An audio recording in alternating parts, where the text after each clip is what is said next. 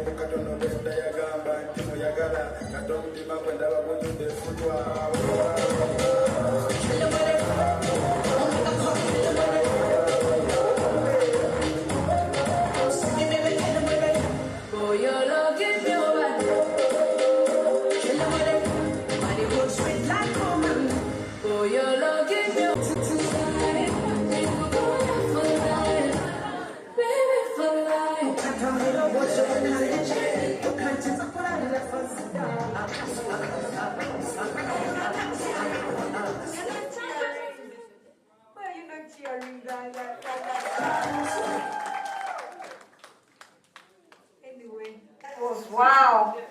You've seen dancers, people have talent. We have a DJ, we have dancers, we have poets, we have singers, though we've not yet seen anyone singing. But I know you're still there, you're seated.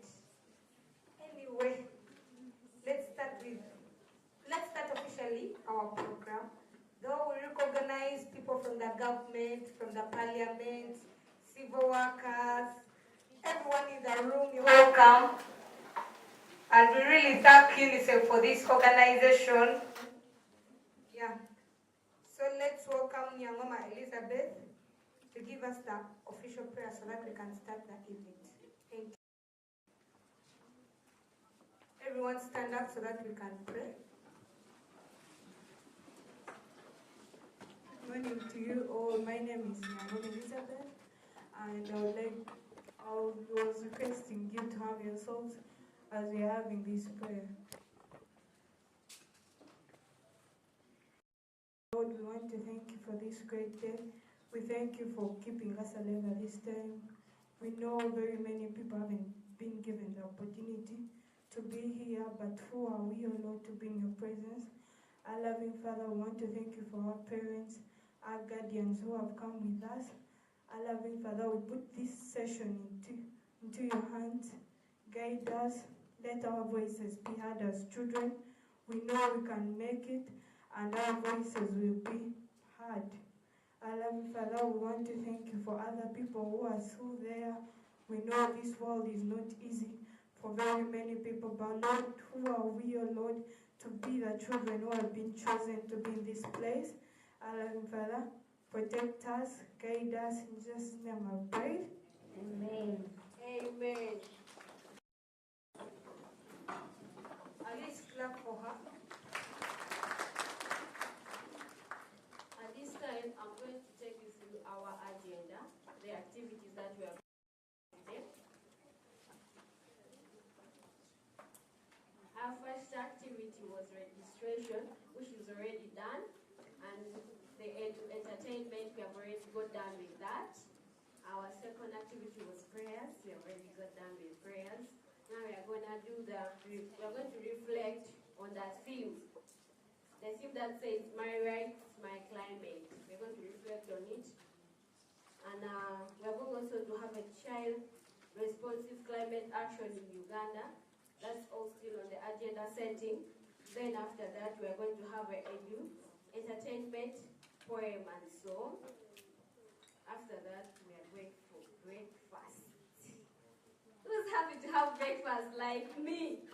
Me, I love food. When you talk about breakfast, now I'm seeing you are talking. You're spoken. After breakfast, we're going to come back for the intergenerational dialogue led by children. It's going to be in front here. We're all going to witness it. Then after, we're going for the entertainment, still poem and song.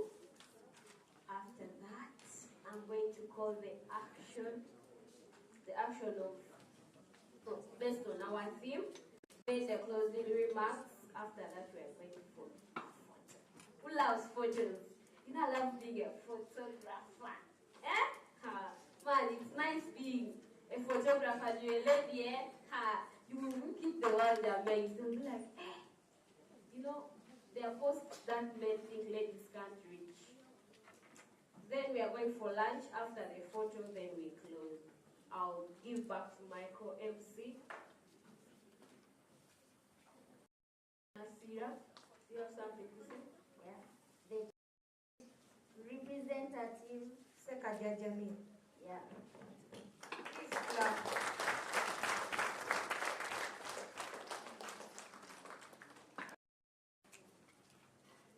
So the floor is yours. For example, as temperatures were rising at an average of 0.11 Fahrenheit degrees per decade by 1850. Now, between 1982 to the early 2000s, we figure that the average of temperatures was now rising by an average of 0.36 Fahrenheit degrees per decade. Amidst more iconic indicators include the prolonged drought seasons, heavy rainfall, melting glaciers, and ocean heat content increasing.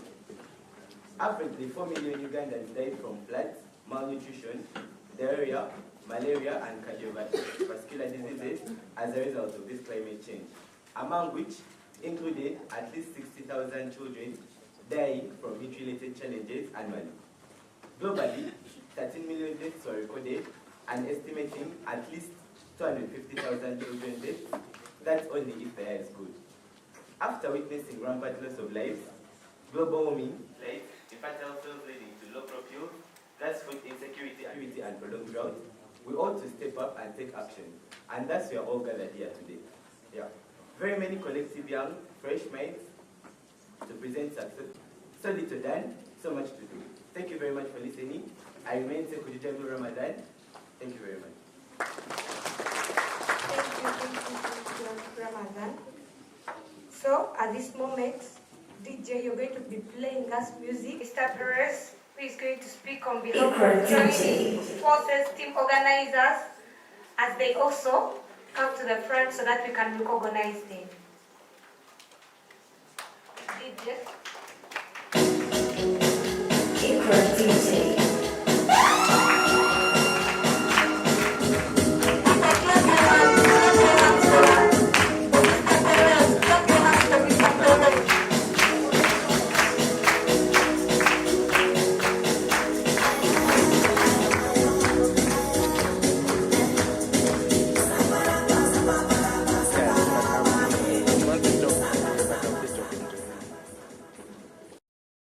So, the Joining Forces team, I think you should stand up so that we can recognize you. Please clap for the Joining Forces. Clap for them. They are part of the organizers, and if you cannot be organized for you, clap for them. Yeah, I'm not satisfied. So let's listen for Mr. Perez's speech. Thank you, MC. I hope you can hear me backside. So my name is Parvez. Difficult name, so it's difficult to understand and pronounce. So what is my name? What did I say? Parvez. Wow, you got it first time. Thank you. So thank you, MC, for mentioning about joining forces. So let me start with that. And then I come to the main point, the theme for today. So joining forces, as MC mentioned, is a coalition of 7 organizations in Uganda. Globally, it is a 6th organization. And they are a big child-focused organization. Child Fund International, I think is there in the room. Do we have anyone from Child Fund International? Then we have Plan International. I saw Plan colleagues. Can you raise your hands? Yeah, Plan colleagues are there. Then Save the Children is there. I see children waving and behind. Then SOS Children's Villages, I was sitting with my colleagues there. And then TDH, Save the Home is here, maybe not today. And then World Vision. So these are 6 biggest child-focused organizations globally. So in 2017, these organizations came together and they thought that we are working in isolation. We need to talk more, and probably we need to bring our hands together, join hands together to work, stop violence against children. So that's how this coalition was formed. Then in 2018, this coalition started working in Uganda, and War Child, the organization that I represent, War Child Alliance, and thank you for introducing me very well. We became members couple of years ago, 2023. So in Uganda, we are 7 organizations totally, and we are all, our aim is same, supporting initiative like this, working against violence against children, and supporting participation of children in policy making and decision. So this was briefly about joining forces coalition. Now I have been here today since morning, and I have been really impressed with the MCs, with the children, those who are contributing, with the leaders, with the difficult question, and with some of the comments that were made. It was quite impressive. In a room where discussion is made, one of the young person said very clearly, very well articulated, if you are silent, then that is a surrender. I mean, these are all powerful statements, and they all summarize the days very well. So thank you for sharing all those. It was a good learning for me also, and I was really enjoying listening all of you. So thank you, children. So good morning, colleagues. Coming back to my speech. And dear children, distinguished guests, I'm told there's a member of parliamentarians, government representative, civil society. I think Climate Academy was quite new learning for me. I saw very amazing children this morning. They are members of press, I was told, and those who are joining today. We warmly welcome you this morning. It is my great honor to be part of this initiative on the theme, very right theme, my right, my climate, and this reminds us, and I think the previous speaker gave a very good statistics and data, how climate is affecting globally and children. And it is the right time to discuss this. And we all know that when there's a degradation of environment, there's a climate issue, it's about children's life too. And when the climate is in crisis, children's lives, dreams, and future are also at risk. And Uganda, like many other countries in the world, is already facing a hard realities of climate change. Our previous speaker mentioned that floods, the effects of floods on children, the schools are closed. The heat waves making hard to live or stay healthy, or the crops, the droughts are eating crops. And what happens if this happens? The children are not able to go to school. There are early marriages, there are negative coping mechanisms. So we are discussing a right topic today. These are all violations of children's rights. The right to live safely, to go to school, or to be protected, or to have a voice. But today is about hope. We know we have a lot of challenges, but today is about hope. Because we know that children are not just victims of the climate crisis, but they are also leaders for change. We saw this in Nairobi in 2023, the Children's Climate Summit, where children from across the continent, including many from Uganda, shared their stories, raised their voices, and proposed real solutions. Their declaration gave us a direction, but what we need now is action. There was a very good declaration, but there was very less action, or very few achievements on those declarations in Nairobi. So that's why today's dialogue is very important.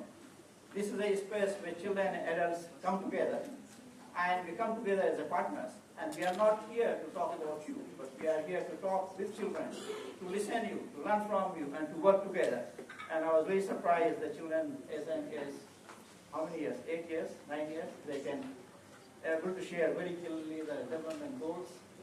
And it was very rightly mentioned that if it is asked from adults, it will be difficult to remember all those. So these are quite amazing and inspiring examples that we see today.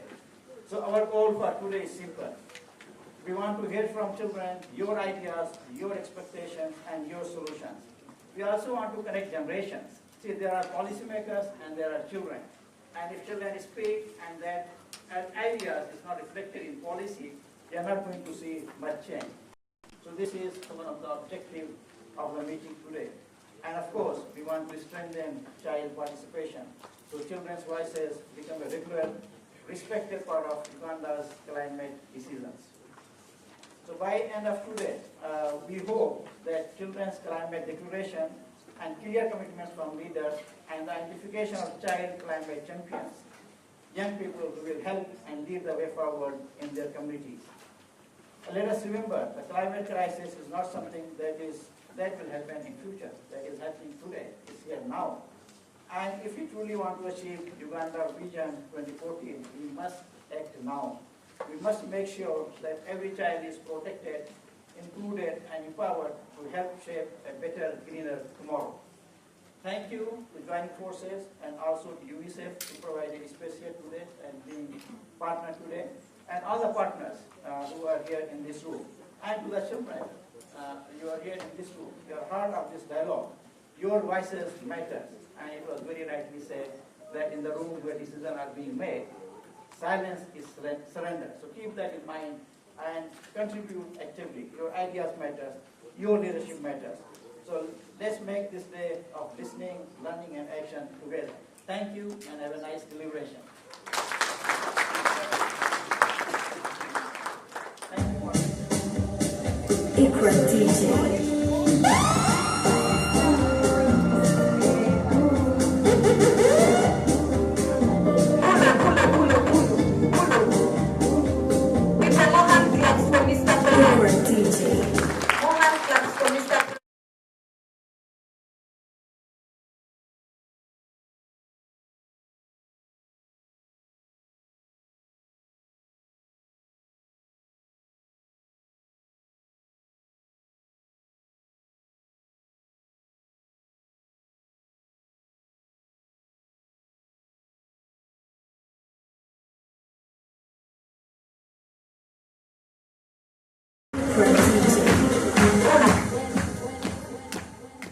As Mr. Wilberforce is going to be giving his speech, I think also the UNICEF team is supposed to stand up and recognize you for your presence.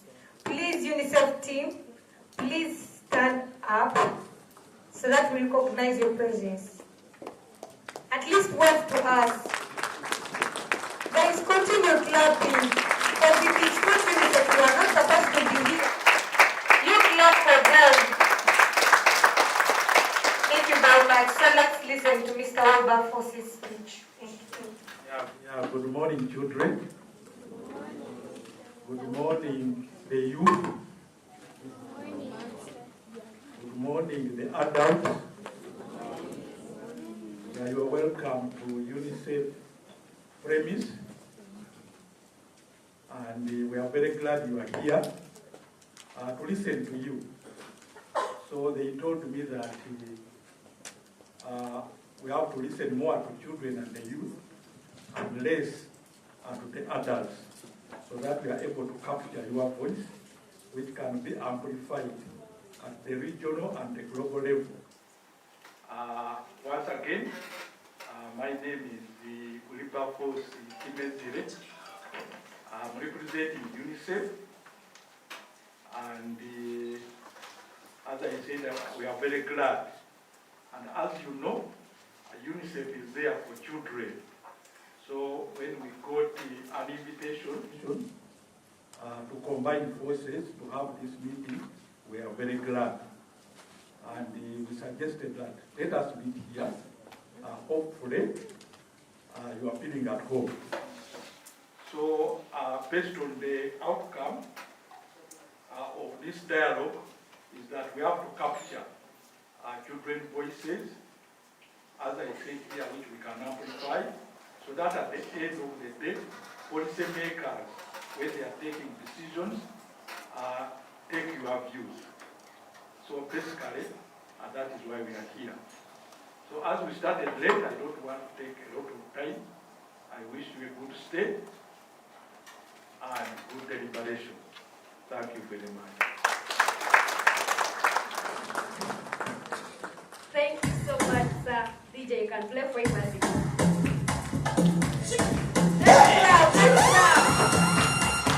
Ikra DJ. Let's clap very well.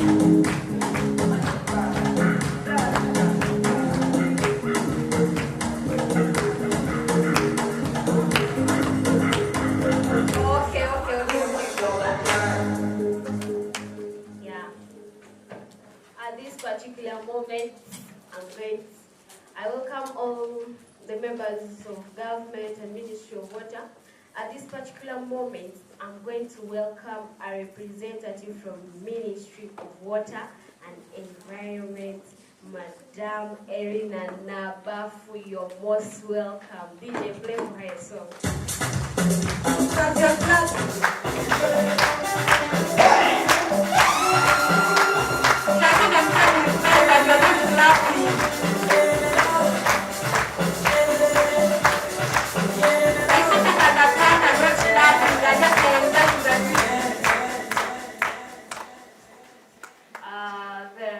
The U report members, I kindly request you to get for our DJ a seat.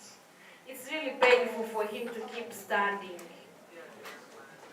Thank you. Thank you, DJ. That was nice, but next time, please choose from your gospel song. There, I will actually fly. I will not only come. But very good job.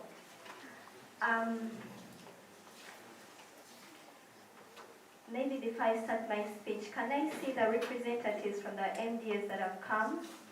Please stand up. Ministry of Health, MDS, please stand up. Wow, thank you so much. From Health, Fred, NTA, you're most welcome. I'm called Erina Nabafu. I'm from the Ministry of Water and Environment, the Department of Climate Change. It is an honor to be in this event, an honor to see children, young people. It is an honor to see you taking charge. This is your day. Please feel at home and feel free to speak your views. So the MDS, UNICEF, World Vision are different partners from financial institutions, and all partners are their children, young people, all protocol observed. You're most welcome. Thank you. I bring greetings from the Climate Change Department, Ministry of Water and Environment. We are honored to be here and to be part of this collaboration. As the Department of Climate Change, our role is to coordinate climate nationally in this country. So what does this mean? It means we are meant to provide an enabling environment for climate action. What does an enabling environment mean? It means we come up with policies and frameworks. So in this note, where have children come in when it comes to our efforts? Our policies, our action plans mention gender, and in the Climate Change Act, we mention vulnerable groups and we cite children as being vulnerable. We also have organized, and we often organize pre-COP youth meetings where we let the young people speak. We also partner with our different partners in activities related to climate change. Probably in the next event you will hear about some of these activities.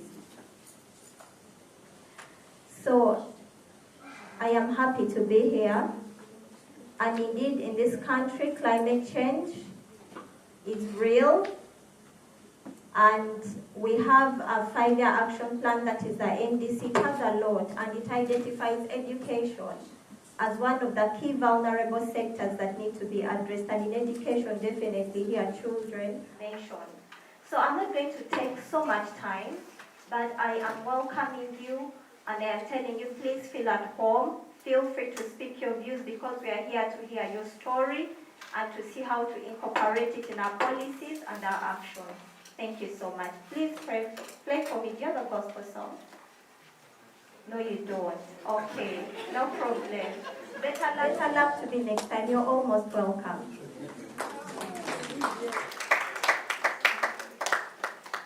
Let us clap for Madam, because the DJ doesn't have a gospel song. So let us give the gospel hand clap. At this moment, I welcome the chief guest, Madam Hannah.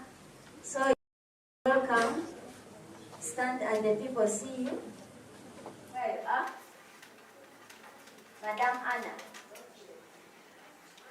She's outside? Okay.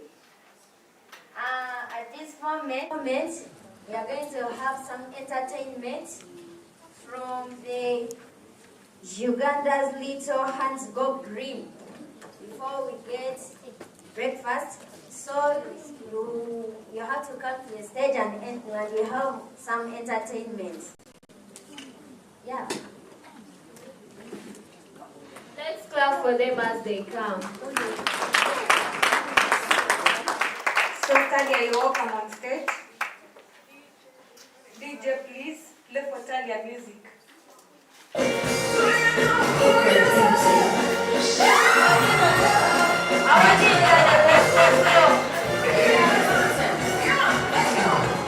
are the chosen generation.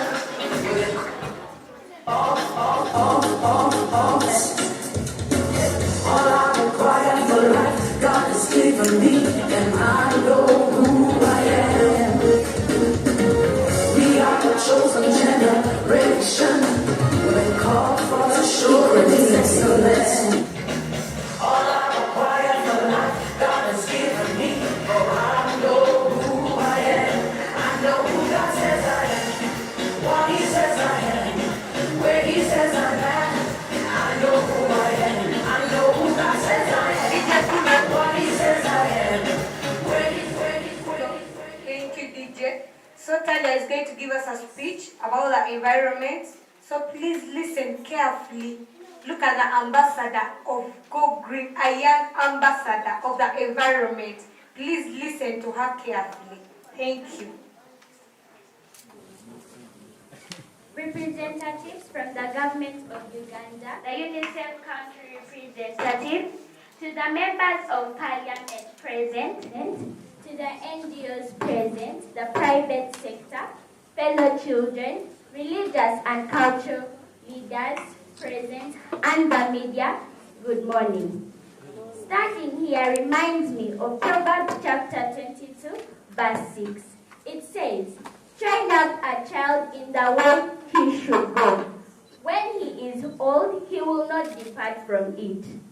If we are trained to love and protect our planet as children, we will carry that lesson for life. That is why I am here, learning but also sharing. My name is Talia Birungi Kandole Aki. I am 11 years old from Toro Kingdom in Fort Portal Tourism City.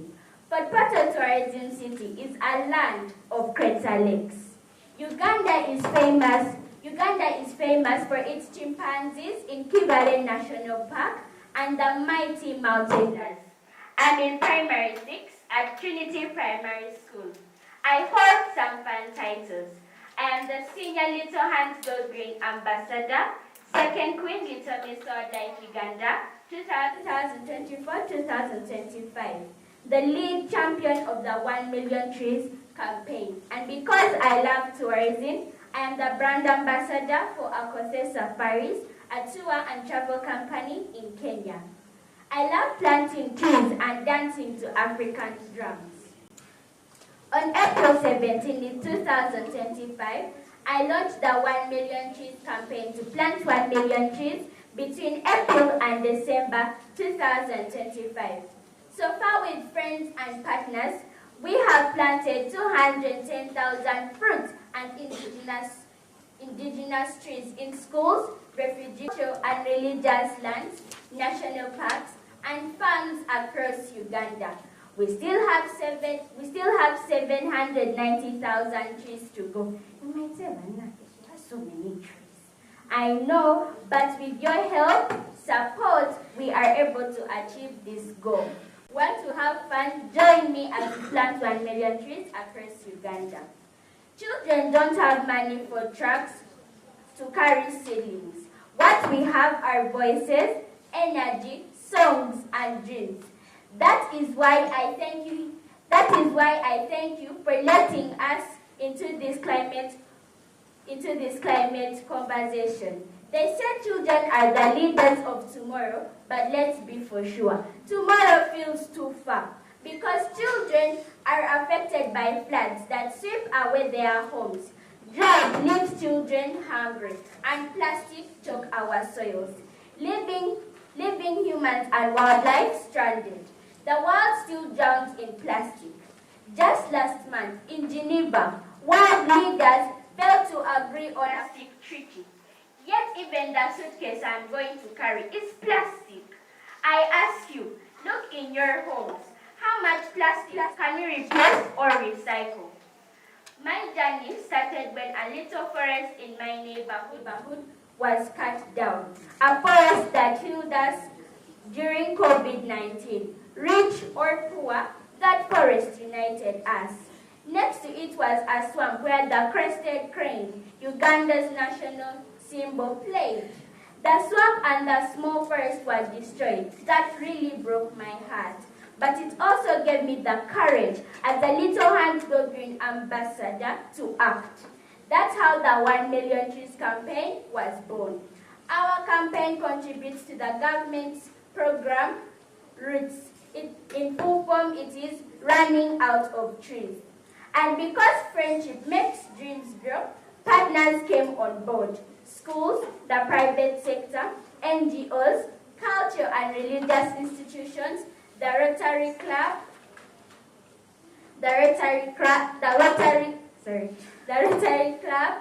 and individuals. I recognize Roofings Group Uganda, which has contributed seedlings. NGOs helped us with transport, and community leaders and children are making sure that the trees survive. My love for tourism encourages every tourist to plant a tree. Tourism and conservation belongs together, and children who grow up near national parks deserve education and opportunities because protecting wildlife is protecting our future. Every child who protects the environment shows that Africa can rise. How can African children rise against climate change? We need education that makes children protectors, not polluters.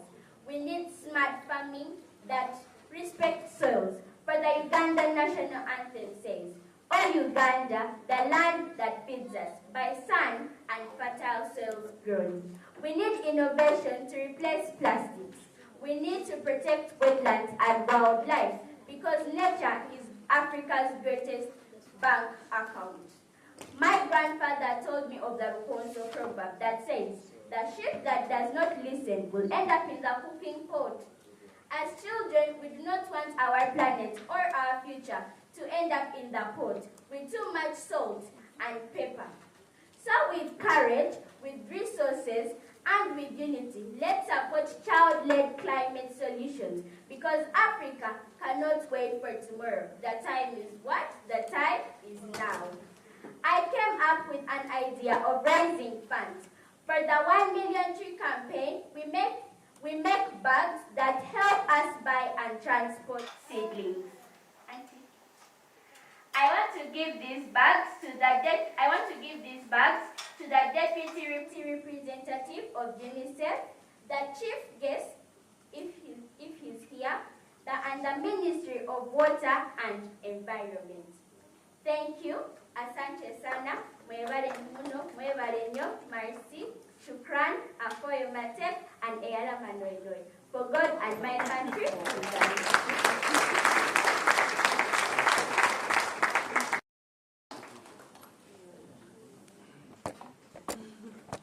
The people should mention and come forward. We are waiting for you. I mentioned the deputy representative of UNICEF. We recognize the presence of the chief guest in the house, Madame Anna. Please clap for her. So, Madame Anna, you're welcome to the front. The moment you arrive, you receive a gift. So, this ambassador has a gift for you for coming early. You're most welcome.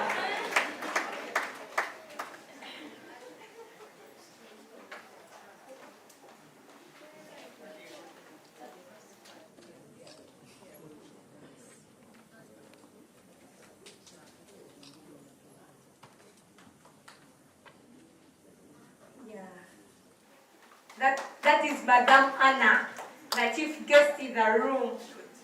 Wants to say hi. Yeah, it's still good morning, everyone. It's really nice, happy, fun faces.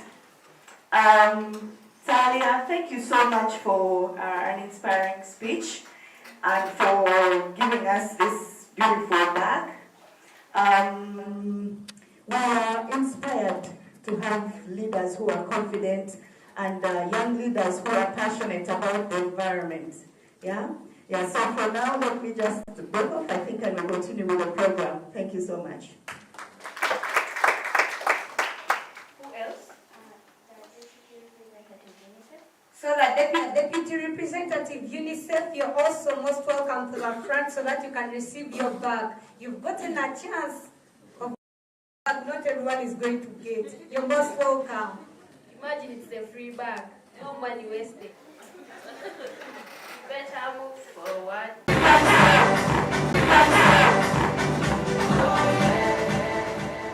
Thank you, DJ. Talia, thank you for your speech. It was really so amazing. Hope everyone has learned from that speech and is written carefully. Please, no hand claps for Talia. So at this moment, we're going to welcome Messina with a poem. So also listen to that poem. You never know. It's communicating something. And hope you people, everything which is going to be told to you from the speeches, from the poems, hope you put it in action. Remember, we want to make our country something different, right? So Nisima. So Lakisha is the one coming for the poem. You're most welcome.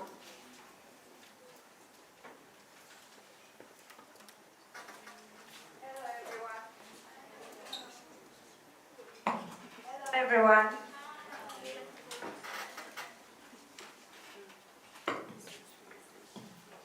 Hello. Lakisha Tsime is my name. I am a poet, I am a climate change activist, and my poem is called I Haven't Held It Yet.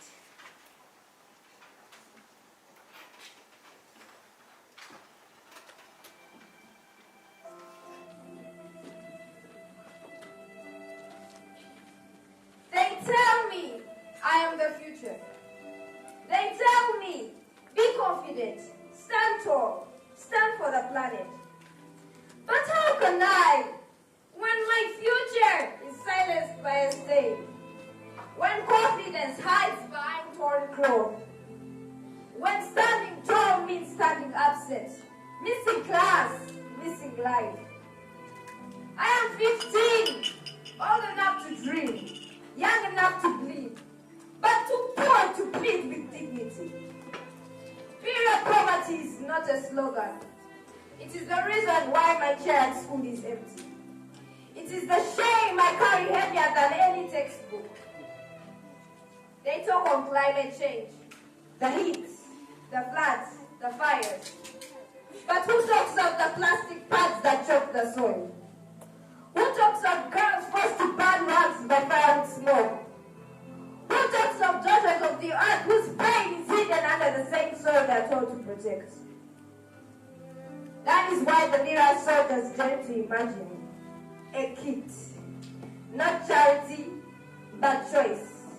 Not shame, but strength.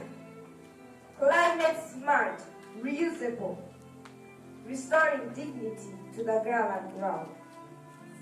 That's fabric in a bag, but the freedom of a girl unchained, strong enough to carry a child's future. Leaders, you tell me I am the future. Then give me the tools to meet it. Invest not just in soil and sky, but in the daughters of that same soil. Because we are not the shame they told us we were. We are the Lira soldiers, and though we bleed strength. Thank you.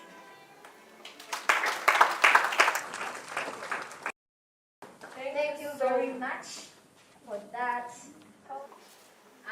We have reached at the time which I have been waiting for. The breakfast time. Now, the direction is like this. We children, we are going to pass here, adults here. Children Not passing, but the children are going to have breakfast this side, adults this side. Okay, like that. Children here, adults here. So our DJ is going to take us through the breakfast. Not so? DJ, before, let me pray for our breakfast. Yeah. Let's humble ourselves and we pray. Bless us, O Lord, and these are your gifts, which we are about to receive from your goodness through Christ our Lord. Amen. DJ, you play for us some music.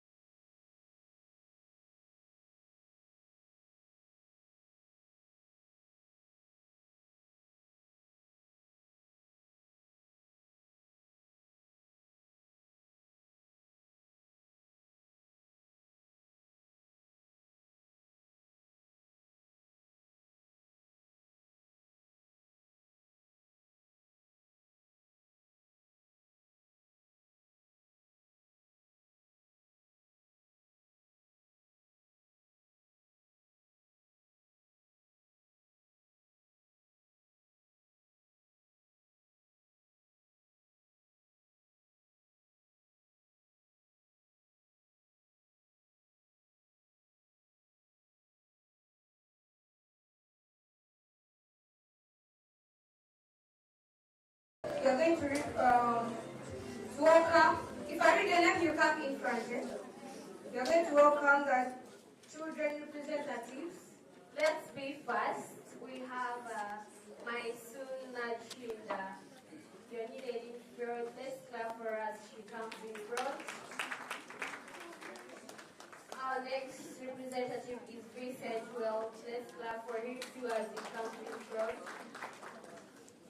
Then we shall go to the Ministry of Water and Environment.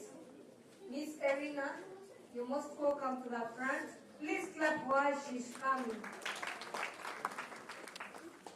Clap. You people are satisfied that you're not clapping. Liberty Insurance, Mr. Joseph, you most welcome to the front. Just clapping. Whenever it's a name, you clap.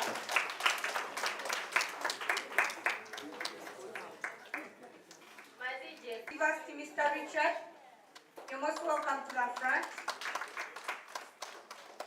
Climate change, adaptation, innovation, Mr. Richard. Yeah, another Richard. You're most welcome to the front. Then the Parliamentary Forum, representative from the Uganda Parliamentary Forum. You're most welcome to the front. Civil Society, Madam Caroline, you're most welcome to the front. Then the Ministry of Gender, Madam Sylvia, you're most welcome to the front.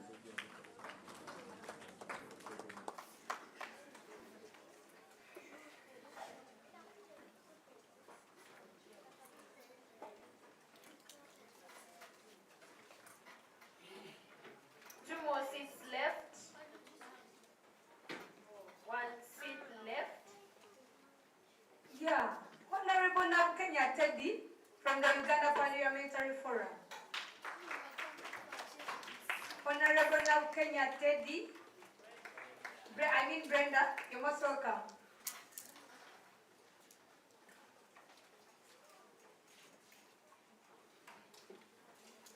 Our program is very long.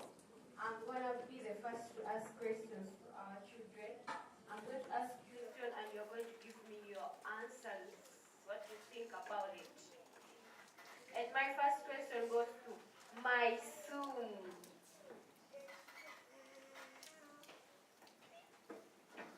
Okay. I forgot one rule that in everything you do, there's always introduction. Yeah. So you can first introduce yourselves, then later on, you're welcome. Yeah, our visitors are going to introduce themselves and where they come from, plus the department they work from. Yeah.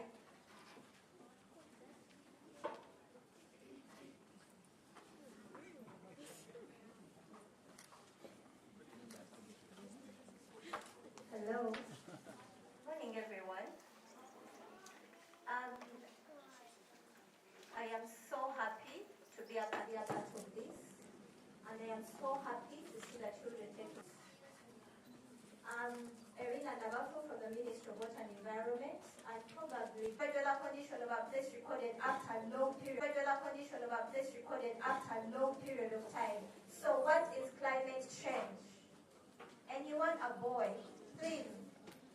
What is climate change? A boy? Yes, the gentle type. No, yes, excellent. Stand up. What is climate change?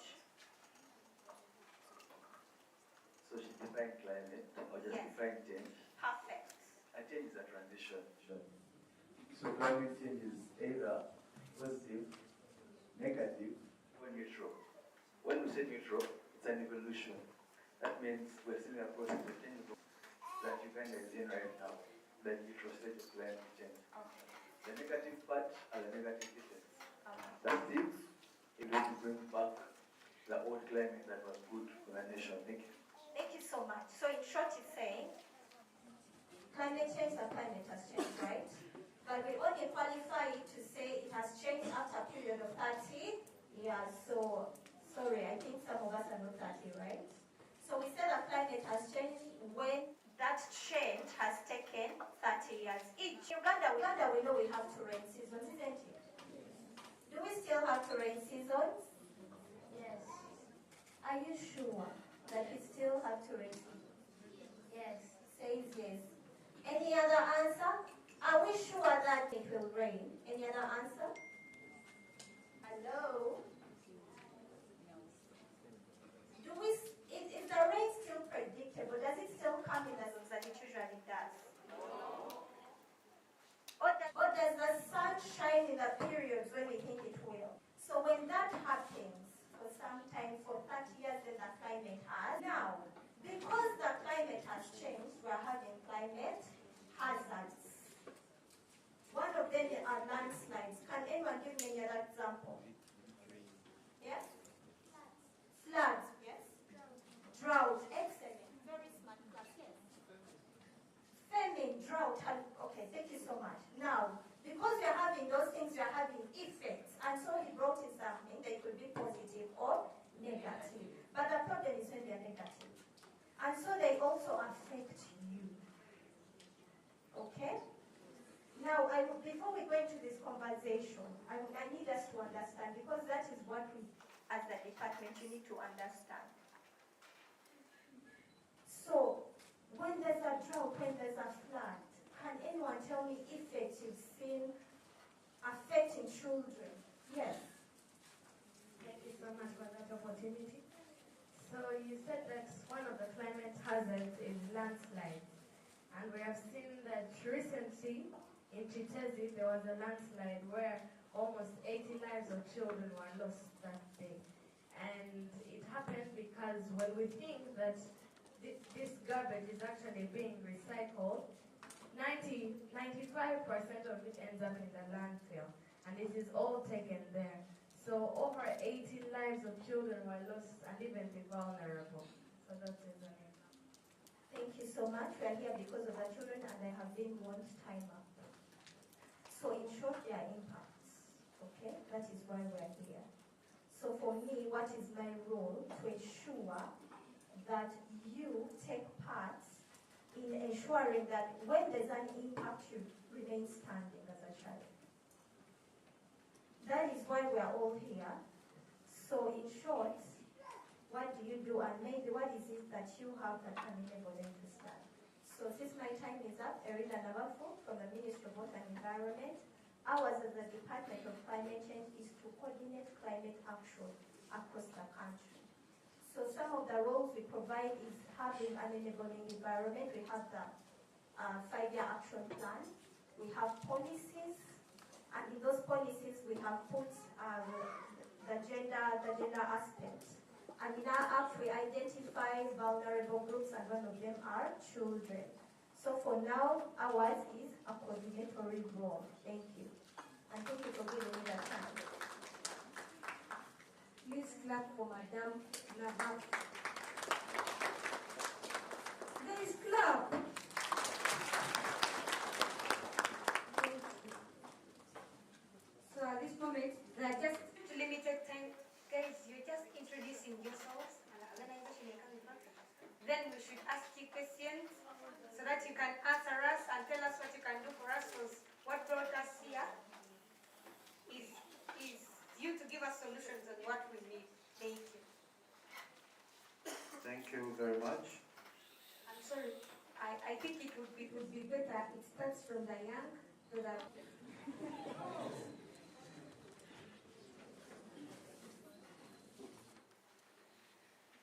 Thank you so much. Good morning, everyone. Good morning. My name is Maisud Najinda. I'm the chairperson of the Children's Interest Group, Kampala, the second cohort, 2025-2027. I am also the head girl of the Sunsa Girls School. Yes, I am an advocate for children, but I mostly advocate for health and climate change.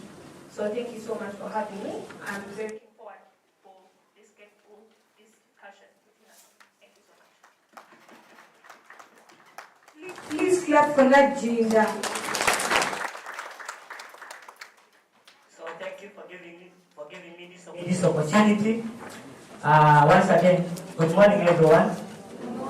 My name is Vincent Wolf. refugee by status. I'm a child representative from Uganda, which is representing the East African Advisory Group Forum. So I'm here to give for you some of the recommendations that we as children recommend for the government and other stakeholders that they are implemented and follow up. So thank you.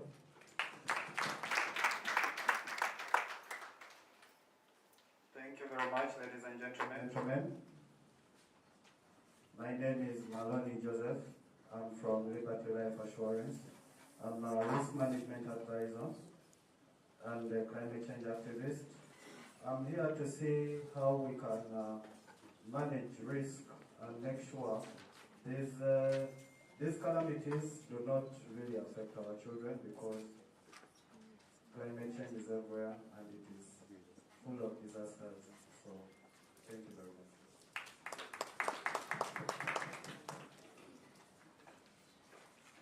Good morning, everyone. My name is Richard Watengera from Cavendish University, Uganda. I'm a lecturer, but at the same time I head a project of climate change hub. My role is, for me here, is that I'm mindful of the education for the young children that are affected by climate change, the opportunities for them to have inclusive education. Thank you so much. You have to give a big hand clap because they are fighting for our rights. You have to show that you are happy.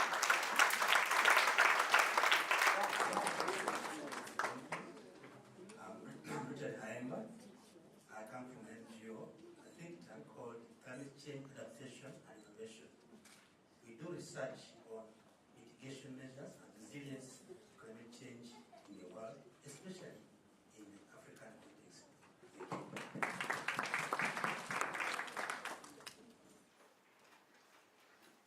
Little Hands Go Green is where I come from, and the Little Hands is our future generation.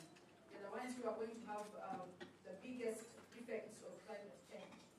My name is Caroline Nanyonga. I'm the Executive Director for Uganda's Little Hands Go Green, a civil society organization that is empowering children right from the grassroots to love and conserve the environment. It's still morning. Good morning, everyone. Good morning. Sylvia Piberu is my name.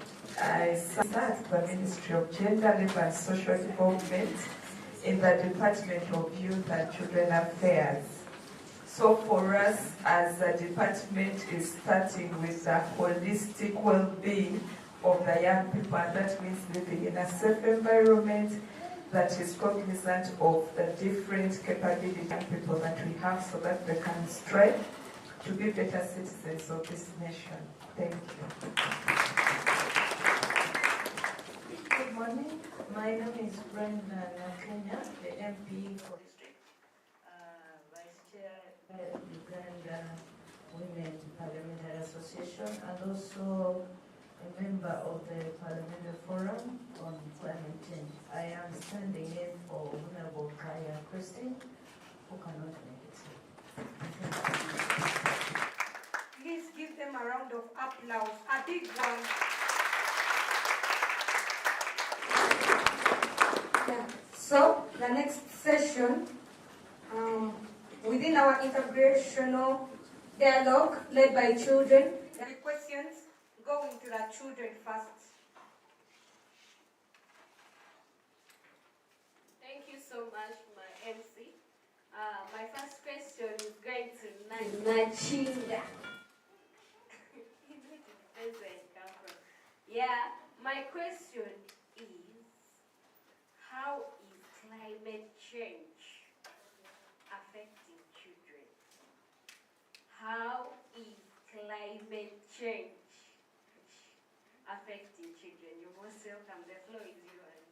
Okay, thank you so much. I request to answer this question well seated since it's a panel discussion. So the question and the effect of climate change is quite adverse because yes, we've been talking about how children are the biggest and most vulnerable to this particular issue, but then we never really dissect into why they're actually the most vulnerable. So we talked about unsurfaced issues, such as probably the heat waves, closure of schools, but then there are so many other issues that we do not really dissect into that are quite essential, and if we do not address them immediately, it might actually cause a big effect on the children. For instance, when you look at so that even triple, so that means even children are affected more. There are so many other issues directly. The landslides that one of our fellow children talks about, where they're affected because they're vulnerable, they're not able to protect themselves. So that also means that they're going to be at the end of the day. There are so many other issues such as basically the heat waves that lead to the closure of the schools like it has been emphasized over and over again. So I think the effect on climate change is not only on the surface, it goes deeper, it can be even within indirect means like I have shown you. So it goes way deeper, and it's an issue that needs to be addressed immediately because it affects the health of the children, it affects their well-being, it affects their livelihood, it affects their access to clean water, it affects how they play and how they interact with each other, and it's quite a core issue that we all need to look into as stakeholders and as people that have the ability to create change. Thank you so much for that wonderful question.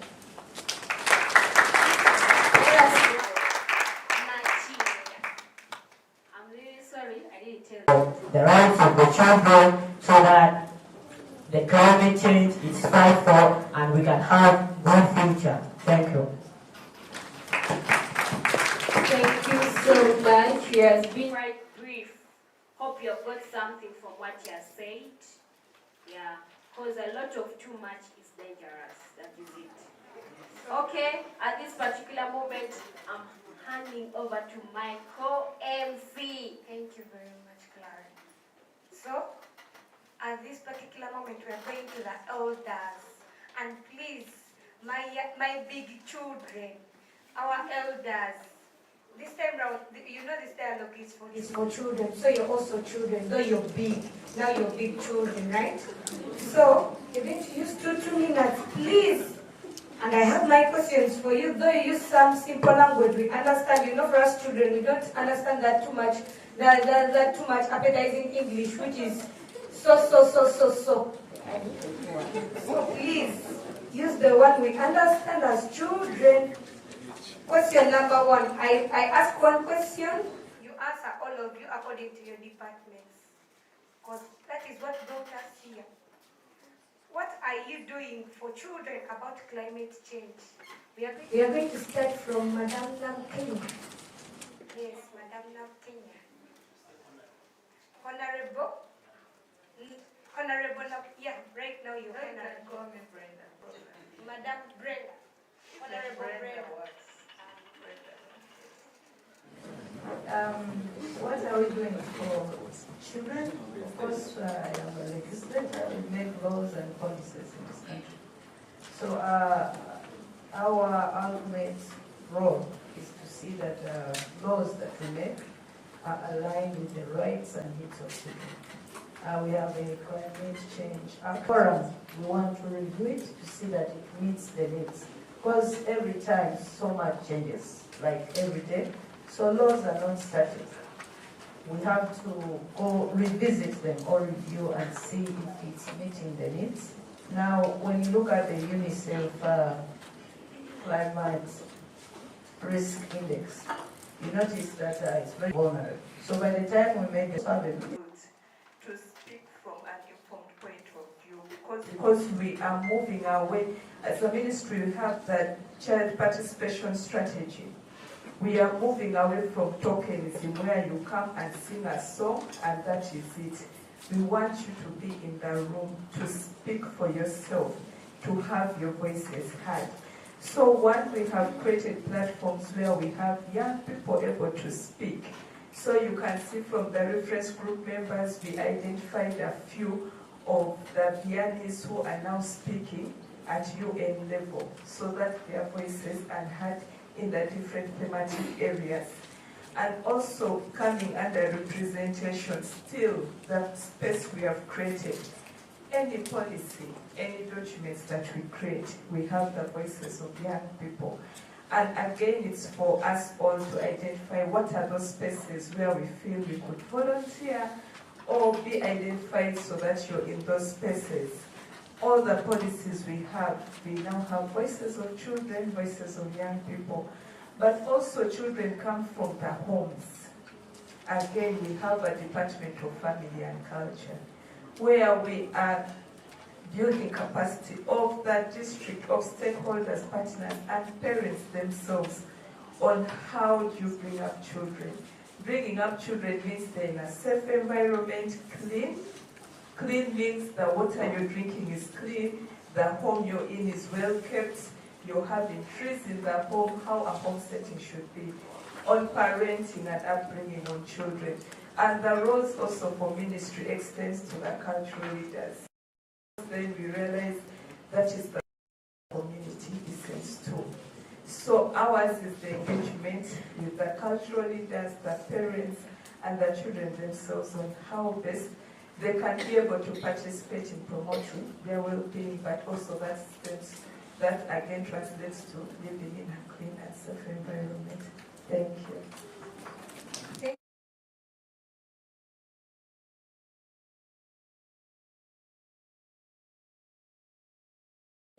So if you see a policeman with a white paper, just get to know that you're going to be arrested because of living extra.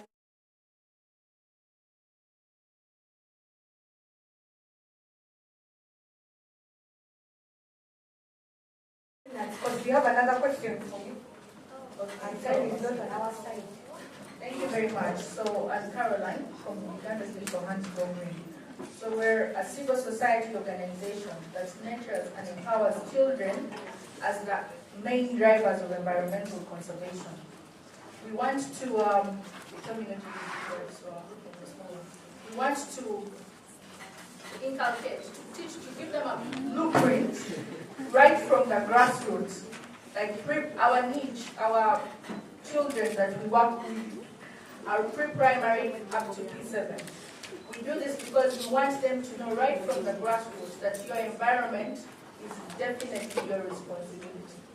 You have to nurture it, like you have to look after it like you look after yourself. So what we do, we work with schools, we work alongside schools, communities, even homes, to encourage these children to look after the environment, to make it part of themselves. We have activities that involve a march every year around the parliament and KCTA grounds, to sensitize children and their parents and their relatives and their guardians that this is us, our environment is us, we don't have another planet that can support life. We're trying to see if Mars can do that, but we've not yet succeeded. So we need to look after Earth and make it our own, because we do not have another planet like this one. And then we also work with partners to encourage proper disposal of waste. So we work with Reham to give dustbins.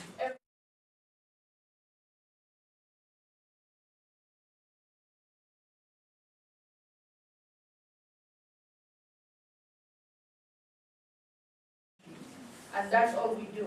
Encourage them to plant trees, encourage them to properly dispose waste. So we have an event every end of the second term holiday, just to thank our children for the efforts that they have done to conserve, to look after the environment. So we keep telling them, if it's your birthday, plant a tree. If you're unhappy, plant a tree. If you're very happy, plant a tree. So that we teach them that when we plant trees, they help us saying, because the trees that we have here, we probably don't know who planted them, but we're still reaping their benefits. Because if you teach the child at a young age, when they grow up, they usually don't depart from what you have told them. So at Uganda's Little Hands, we're teaching the children that our environment is our future, and our future is our responsibility. And the children, like I mentioned, are the ones that are going to have the most adverse effects of climate change. 10, 20, 30 years from now, they're the ones going to feel the pinch, probably even much more than us. So as a child-led civil society organization, we're encouraging children. Tell your parents, if you see them improperly disposing a water bottle, tell them, Mommy, that's not right. Mommy, do the right thing. And you will get to realize that if the children keep doing this, even the adults, knowingly or unknowingly, they're going to follow suit. So that's the plan, and that's what we're implementing. Thank you very much. Thank you, Madam.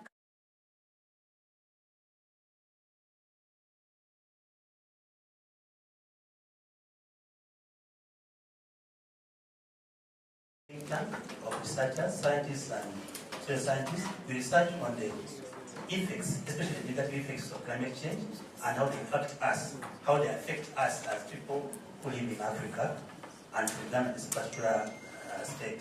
For example, if there are floods, how do we cope? How do we save the children from the effects of flooding in their homes, in their areas? So that's the things we do. We do influence a lot of activities which are done by government, by partners, through the research which we do. So children benefit from our work through this knowledge which has been done by people who are concerned about the welfare of the community, but most importantly, the children. Thank you very much, Mr. Haimba. So we are going to Mr. Joseph. Mr. Richard.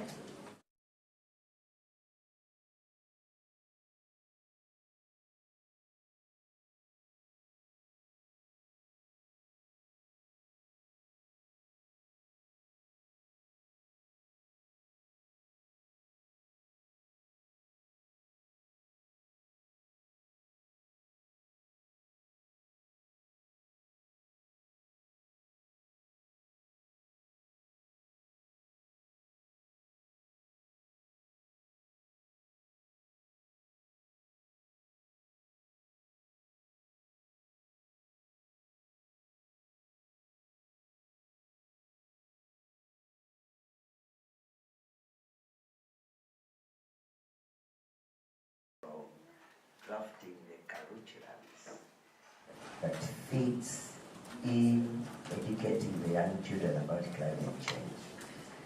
And what we are doing is that through the Climate Change Hub, what we are doing is that we are identifying communities that are prone to climate change challenges. And we want those children to go to school, to matter for the future. And how do we do it? We identify them, nurture them, design the programs for the young children to advocate for climate change because it is their right. Two, good health environment. But at the same time, we offer scholarships to regions that are prone to climate change, and we are mindful of the gender. So we have those who drops out of school. From senior 4, what do we do? We had partnered with National Council for Higher Education to allow us, those who have finished senior 4, have the bridge programs, what we call HED, in all universities, to allow them to realize their future through scholarships, and they are able to attain education in every part of the country.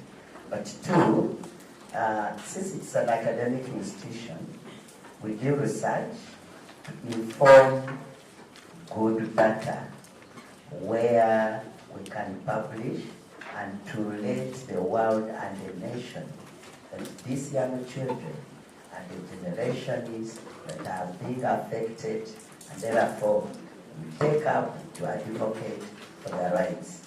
I'm from the legal background. There was a case in 2012, Babazi versus the Attorney General and the National Environmental. The case was that the young generation are being abused through climate change with the old generation because they have not been brought up to know the knowledge about the environment. So what do we do? It is because of the environment and climate change, the old people are taking it for granted. What do we do? The young children must be educated to know their rights, to pick up and advocate, but also use different educational programs, poets, through writing, music, to realize their future. And as Cavendish University in Uganda, we engage with different both in Uganda Uganda and outside Uganda, to let the world know that Uganda is championing this. But the generation that we are champions for is the children that needs to pick up and realize their future. I thank you. Thank you, Mr. Richard. So, let's hear from Mr. Joseph. Mr. Joseph, 2 minutes. Thank you very much. Being a risk management advisor from Liberty Life, we understand that climate change always comes with negative impacts, calamities, and loss of life, property, and this deeply affects the livelihood and futures of these children. So we come up with partnerships and we identify especially these prone places. For us, what we do is we manage risk, whereby in these places, instead of people being worried about, especially now like in agriculture is the backbone of this country. Everyone, especially now like in our age group, most of us grew up from funds from agriculture. Now, here we identify that this risk management insurance has not really been penetrated and it has no awareness at all. And you find that people are always worried. This season, I don't know, is the maize going to come out? Are the children going to go to school? But that is where we come in and say, especially in these disaster-prone areas, climate change has affected everywhere. Like my sister here said, there are very many disasters. You cannot predict whether it's a rainy season or a sunny season. And it has greatly impacted lives of children. Whereby you find like maybe in some of these places, when it comes like to schools, they are very, very affected. They cannot go to school. They cannot, they come out because of early childhood marriages. Now for us, we approach these schools and we give them plans whereby we can cover these students in the school, out of school, be it injury, be it death of maybe a parent. We make sure that these children are not left out and their future does not stop there. We support them until they finish their education so that their future is bright, because the children are not part of the nation. We even advocate for their parents to come up with investment policies for them. However little it is, you can say, okay, let me sell something to my child. So that, you know, just like climate change is unpredictable, this one is also unpredictable. But here you will be sure that your child will have a good future and their future will be secure, basically, in the long run. So we are trying to come up with, we are trying to partner with climate change and different disaster-prone areas to try and identify their most pressing needs, to make sure at least we can sensitize the parents to safeguard the futures of their children. Thank you. Thank you very much, Mr. Joseph. So, I think Madam Elena gave us before even we asked the question, right? So you have something more to add on? Yes. So to keep it short, when you go to our National Action Plan, the NDC, education is one of our priorities. So children are covered there.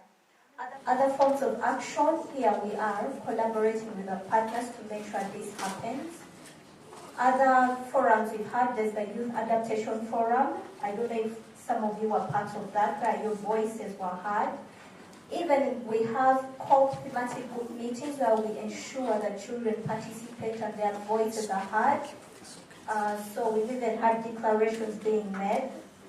And also, under the Ministry of Water and Environment, we have the Appropriate Technology Center.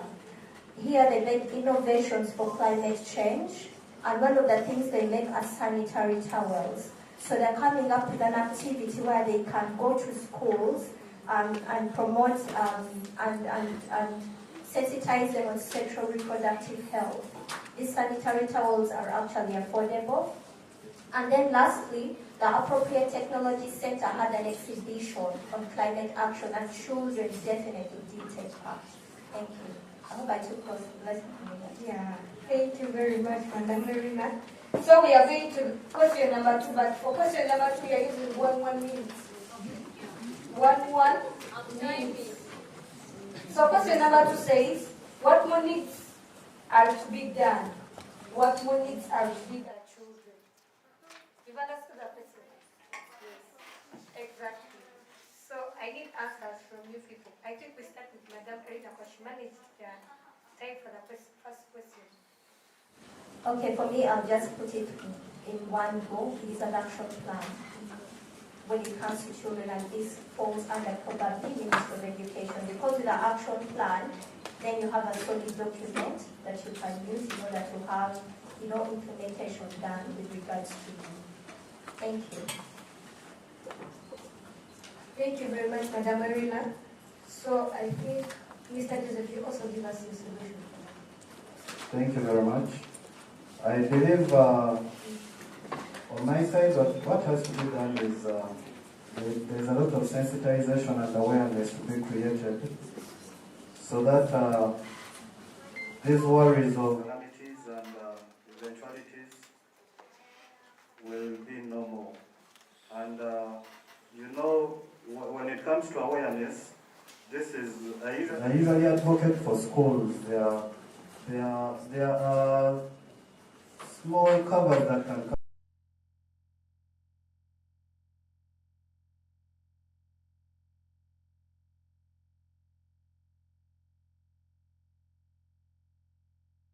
And that is where they should get most of their security. If not from home, at least it should be in school. So I would advocate for these schools to come up with, pick up some of those policies, protect your children, make sure there are some that even provide funds in case maybe you're in a disaster-prone area and the parent of the child has passed away. They will make sure they will guarantee the child finishes their education. So it's all about more awareness. Thank you. Thank you, Mr. Joseph. Yes, Mr. Richard. Thank you so much. In our research, the findings shows that primary and secondary curriculum does not include the study of climate change, which means there is knowledge gap. Now, how do we start? We need to start with our lower primary, secondary, university have courses already. So the lower primary should be having access to the study of climate change. Now, in the primary schools and secondary schools, the mind from us, from the side of us as Cavendish University Uganda, we need to recruit ambassadors from every class of every level until they become ambassadors, trained so that we shall have a multiplier effect. And also in the communities where we children we come from, because our parents, some of them might have not had education. We speak our local language about how to manage climate change. The last thing is that because you're the young people, you learn very fast. We are developing technology that can be accessed by young people traditionally at our localities, how to manage climate change. And the appeal is, as universities, it means you need to be exposed with free education. This free education is going to enable us as children, you and me, to really understand, to change the mindset of the future. And that's our role. Thank you. Thank you very much, Mr. Richard. Thank you. As we said, that's research on mitigation and resilience to climate change, to those negative effects of climate change. Now, as noted, many of the parents may not be access to the information people are learning. What we need from you as children, in your homes, at your basic starting point at home, can you have an info from your parents to do one action which can help to promote resilience to climate change? For example, if your father has cut off the tree you grew up seeing, request him to replant another one. That same action is very powerful, which is going to promote our resilience. Many of us children here stay in towns, maybe don't have access to land to plant a tree. But those who are in the villages, those who came from Mumbai, those who came from, do it because we have access to land where you stay. Encourage neighbors who know the information about climate change to do some action which is going to promote resilience to climate change. Thank you very much, Richard. Thank you, Mr. Richard. The other Mr. Richard actually mentioned something that was close to my heart, ambassadors. In Little Hands Go Green, all children are green ambassadors. Wherever they are, in their communities, in their homes, in their churches, every child is a green ambassador because you're fighting for your future. You have to advocate for it like life depends on it. Because guess what? Life does depend on it. So I also wanted, so what we need to do, I think we need to support the children to have their voices heard in regards to climate. I would like to thank UNICEF for this approach. I would like to, on this note, before I forget, thank Honorable Brenda, because as a policymaker, if the policymakers come up with these policies, then they are definitely going to trickle down. The parents in their schools, ask the schools, do you have an environment club? Because you have to advocate for these children. Sometimes their voices will not get heard, but if you press the issue, then they'll have to address it. The teachers, they need to encourage the children.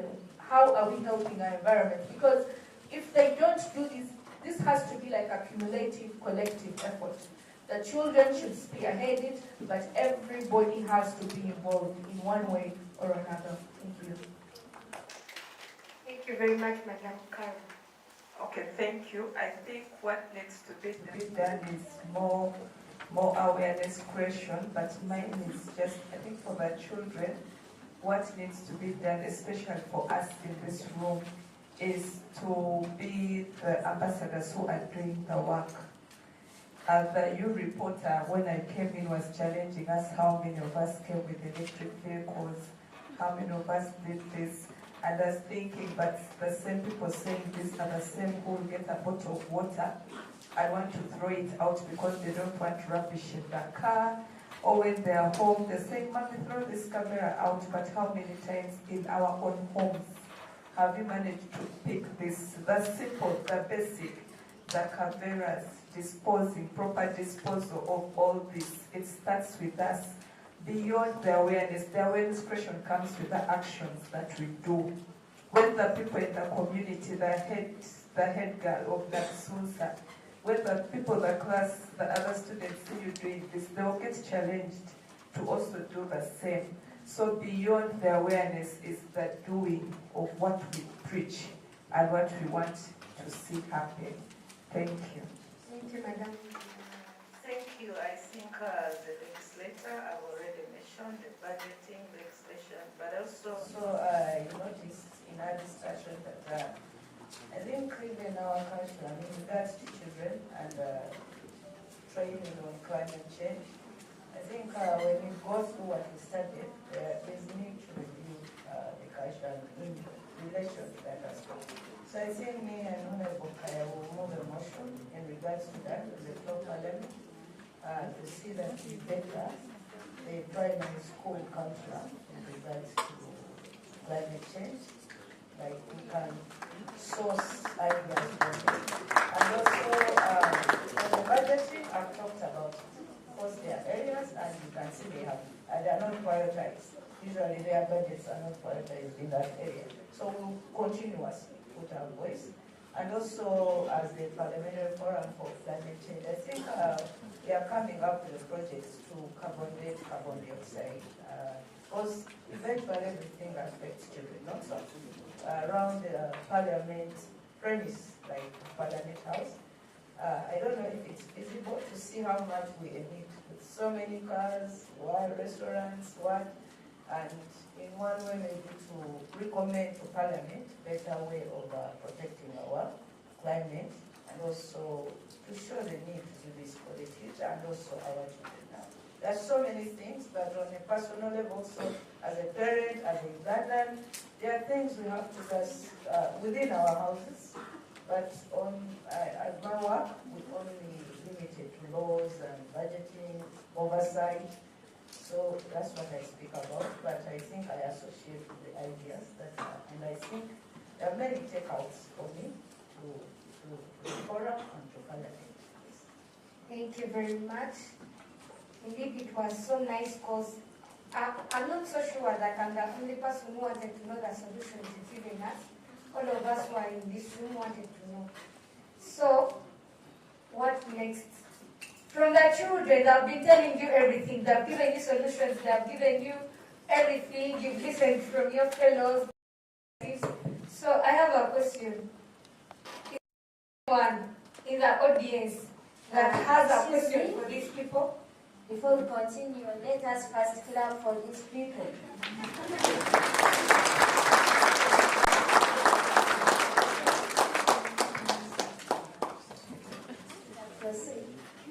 Due to limited time, we are going to pick. We're going to pick 2 people.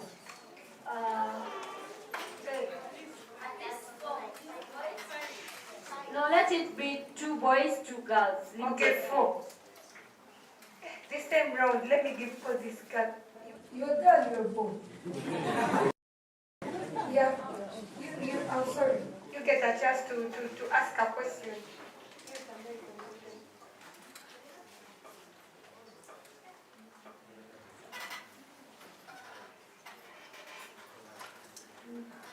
My question is that how many children have been abused for help?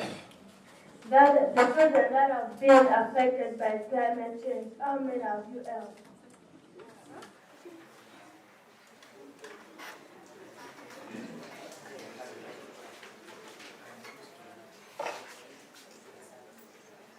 Hello. As I told you, from an academic institution, I am Watanyara Richard. I have opportunity for 4 scholarships at different levels. I have 4 scholarships that have brought those affected from climate change to different communities, including the displaced persons. 4 scholarships.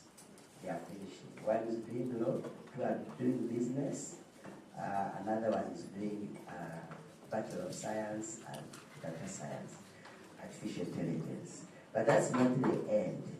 In my capacity, I head the Department of International Affairs as a lecturer, but also as a climate change project lead. What we do is that we want to help the young generation through education system. And we have coverage of vulnerable people. We call them Camera for Girls. Document, take pics of the areas you are affected. We shall come a long way. Now, what we're doing right now is that we are advocating for inclusion of curriculum, which Honorable said yes.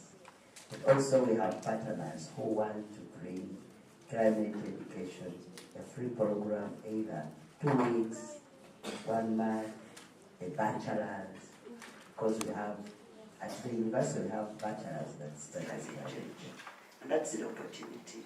As an individual, I have to have 4 scholarships.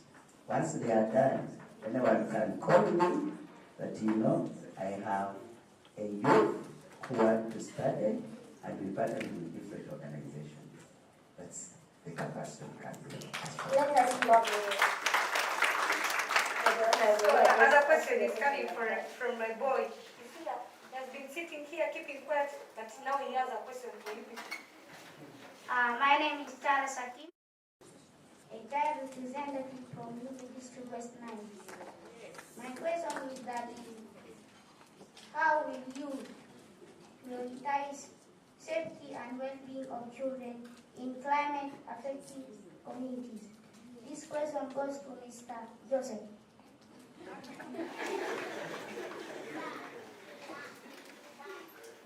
Thank you very much. Now, in these climate-prone places, you know climate change leads to a lot of disasters and calamities. So how we support these children in these places, we move to the communities, especially we usually identify them in their schools, because going home is not simple because of the space. You might fail to reach every household, but you can reach most of the children, especially when you go to their schools. Now what we do, we partner with these schools and we give them policies for accidents, right from their staff to their children, right? Because we help them in case they get accidents or even unfortunately pass away. There's a way we support these children and their parents, financially and morally. Then we also have we have a system whereby if your school is partnering with us and we are giving them our cover. If unfortunately, because you're in a disaster-prone area, it is easy to wake up and there's a landslide, and maybe it has washed away your home. Your parent who has been caring for you and supporting you, paying your school fees, has unfortunately passed away.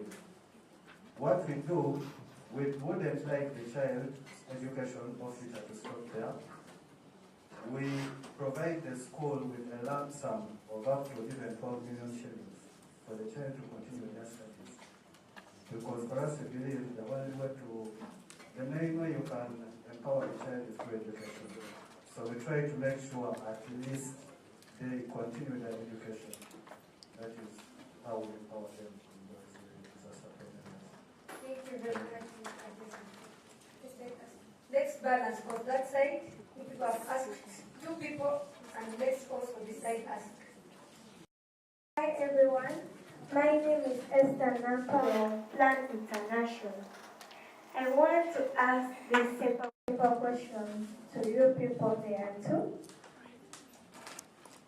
What are the 7 main impacts of climate change, and which human rights are most affected by climate change? Thank you.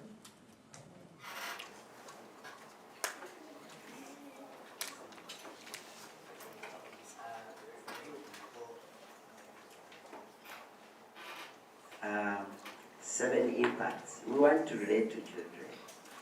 1, when you are either displaced by with landslides, or it's a hot area, a child first thinks that the schools will disappear. You will not have access to education. In such a way, some of the health cares that we have, if it's a hot season, I was discussing with my friends there, you may not even have water, meaning access to health care will be very difficult. And as children, in our constitution, Article 34 of our constitution, the right of the child. But also we are discussing here, we have unborn children who are still in our mother's womb. Our mothers may get miscarriages, but at the same time, you need to be protected as a child. Why? areas, dry areas like Karamoja, we find our little children ends up in Kampala streets. It's not healthy. Some communities, they marry off other mothers, sexual violence and all that. They are white men. What is the way, the rights? You have the right to education, you have the right to health, you have the right for upbringing from your parents. Some of them, they go as a result of floods, you remain as an orphan. That's why you sing Plan International, that's what they are doing. And then activity. So we need to protect them to have children's rights as within the Child Act. And these are from national and international. United Nations Convention on the Right of the Child, 1989, Helmut First, 1980. All these are children's rights, including displaced children. I thank you. And also, maybe just like you said, I mean, it also depends on the hazard. You give me examples of hazards. If it's a landslide, children are small, so they could die, death, sicknesses, the parents could die, the children are orphaned. Now when you go to the drought, even when you go to schools, you don't have enough food. We've been to schools that my children don't even take porridge. And some of these impacts could even be indirect. I mean, I talked about ATC making sanitary towels. Okay, town people could afford. But there are areas where even people do not have the sanitary towels. So in short, where do the interventions come in? The interventions come in with, number one, the curriculum, the children trying to understand what climate change is, and also the communities trying to understand this. And also it comes down to innovation. Can we make things that are affordable depending on the, that the communities. Someone in town may not be as vulnerable as someone in the villages. So can we come up with products that are affordable? So the impacts could be direct. It could hit you directly or it could hit you indirectly. So when it comes to rights, there is sexual abuse. We've seen in areas where there are calamities, the families are broken, and now the children are sexually abused. The children drop out of school. They go into, housework. So there's so many, but recently we have a health national adaptation plan. And within the health national adaptation plan, it talks about sexual reproductive health. So some of these things are, we address them through policy. Yeah, so thank you. I hope we have answered you. Thank you very much. So the last question is from the other guy there. Yes. Thank you for the opportunity you have given me. Mongela Innocent from Kamenge. And I would like to ask these panelists I have heard one of them saying that their role is to make laws. But if you are trying to make those laws, are you implementing them? And if you are implementing them, why is it that if you are providing your services, for example, that of climate change, let's say that you are trying to provide services, why do you start from the central, not coming to the other parts that are far away from the central?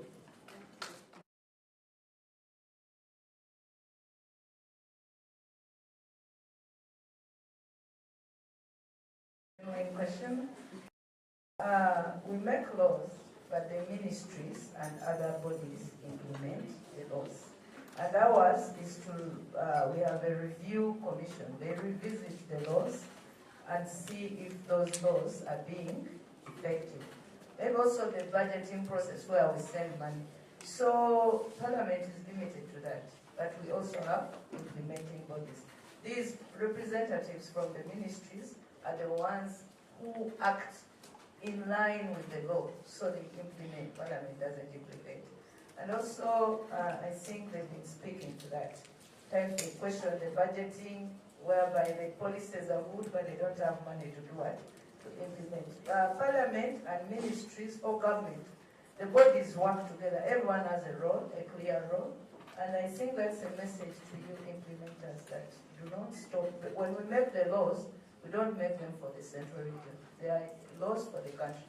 So the implementation should move from the central region to other regions. There should be visible implementation and results, outcomes.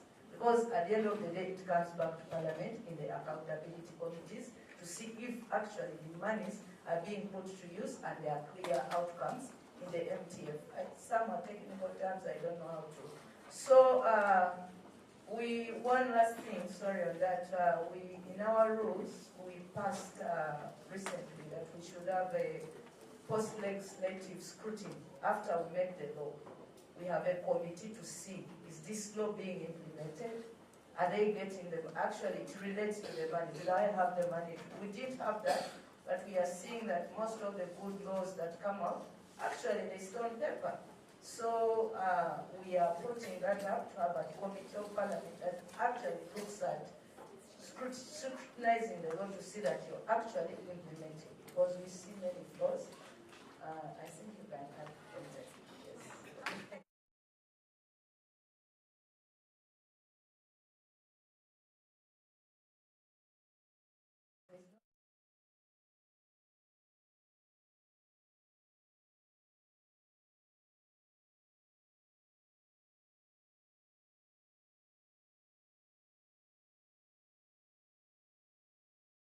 In all ways. I thank you.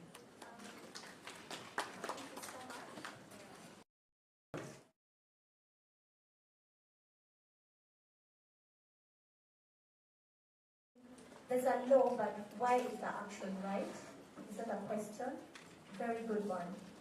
Now, before we go into action, first of all, we need to appreciate the law. It gives us the force to do the things we need to do, okay? So we need to appreciate that.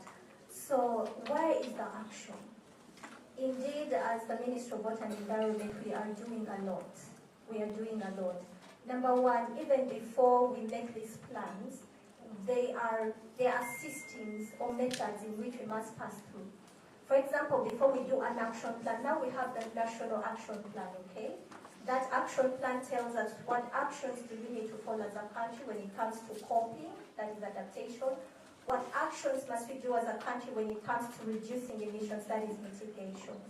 But still, to ensure that this plan works, remember, implementation is at the lowest level, and for us, it is the district, okay? So from the district, it trickles down to the villages. That is why your schools are identified, okay, which parish is your school, you know, and all that.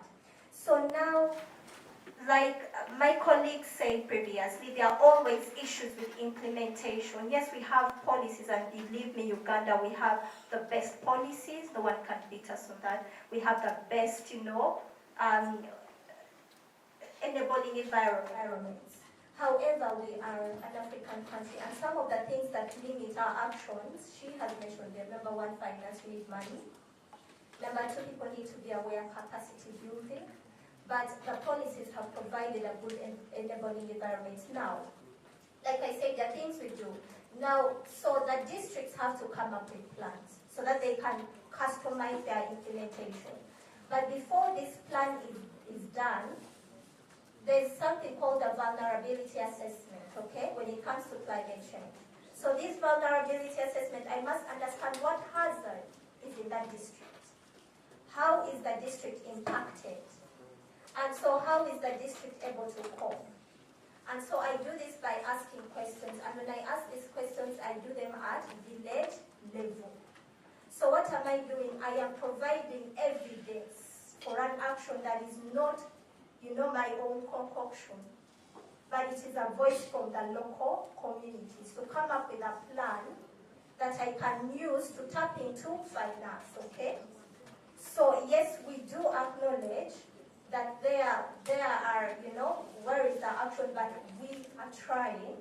And you know, when it comes to implementation, it's not only government, it's not only my business. Who are the government? We are the government. The children are, right?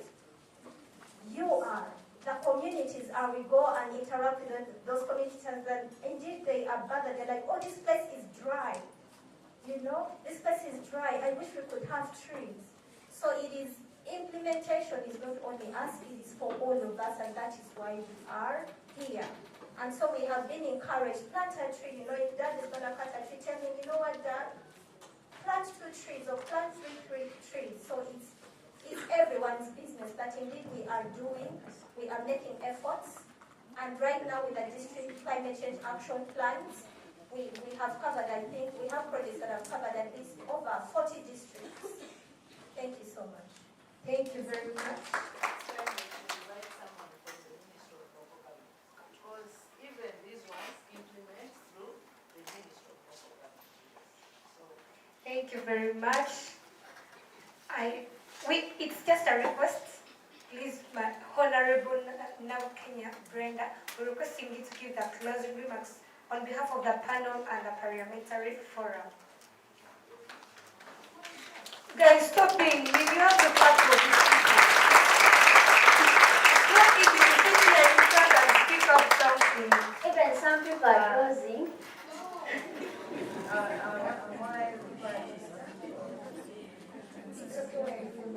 I think I've been hijacked, but I'll agree. I want to thank you and also thank these panelists. Very in their areas, I must say. I think it was a very good discussion that is actually empowering and also with a lot to take home. Like for us who are not usual in these engagements.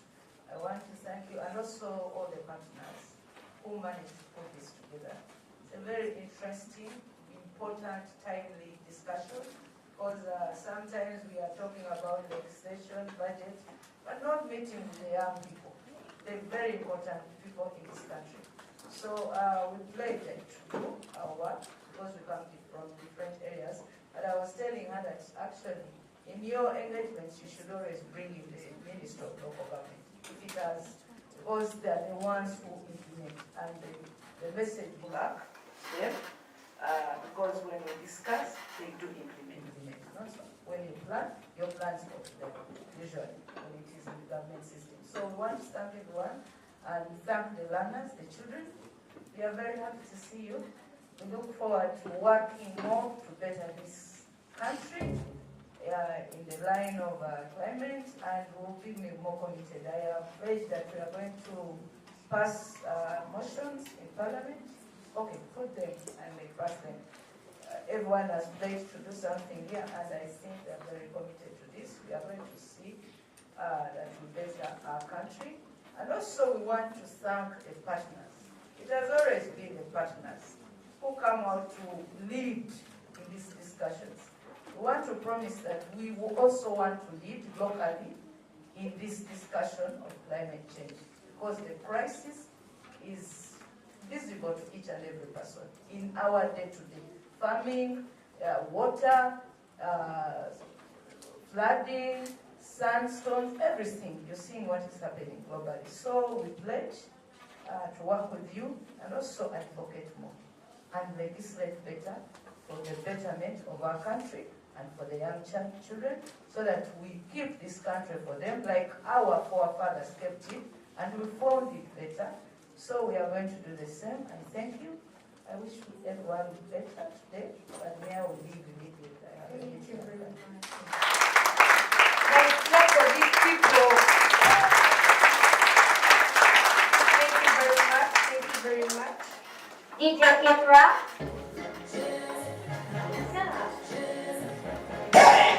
Ikra DJ.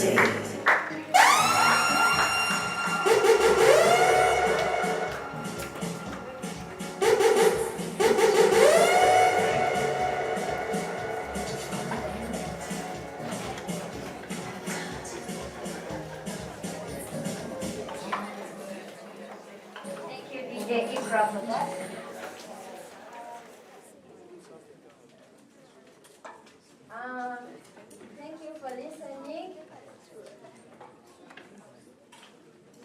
This is an announcement.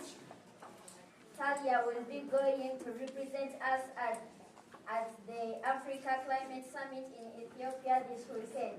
So Talia can stand up and the people will see. Is she around? She's outside. Okay. She's back. interviewed. Beg your pardon? She's being interviewed. Okay. If she comes back, tell her to come to me.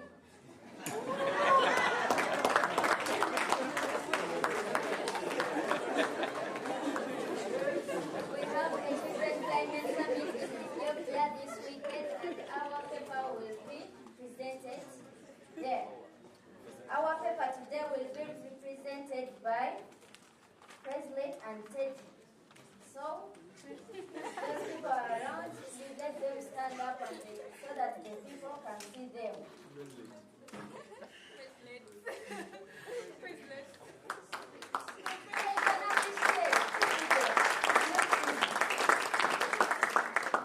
At this moment, I call to over. Thank you for listening, but don't forget to tell Talia that I need to see her. Thank you so much, my co-MC. At this particular time, we are going for the entertainment, that's a poem and a song. We're going to begin with the poem, and I'm going to call the representatives to come and present us, but before that, chairs, I need them off stage.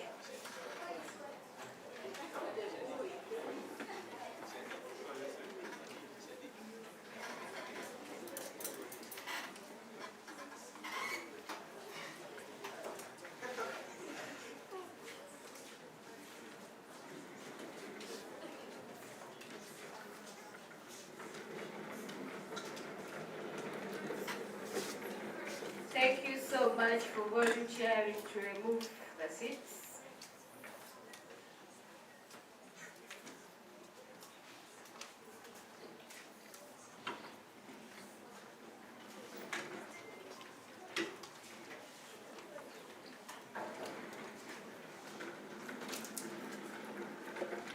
I'm sorry for that, Ella, but the collective name is Nisima Grace. She's the one who is going to Ethiopia to represent us. We are very, very sorry for that mistake. So, you can stand up, Grace Nisima, so that the people can clap for you. Yeah, that is her. Thank you. okay, thank you so much for helping me to remove all the chairs. At this particular moment, I'm going to welcome the poetess, that is Beirut Blessing and Lakeisha. You're most welcome.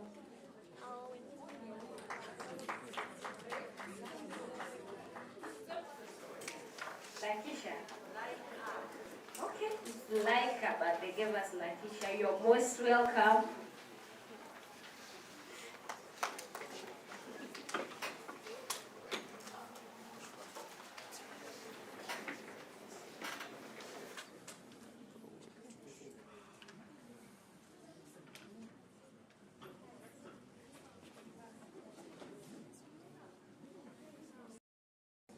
Hello everyone, my name is Laika Masibo. I'm a climate change activist and I'm going to give a poem.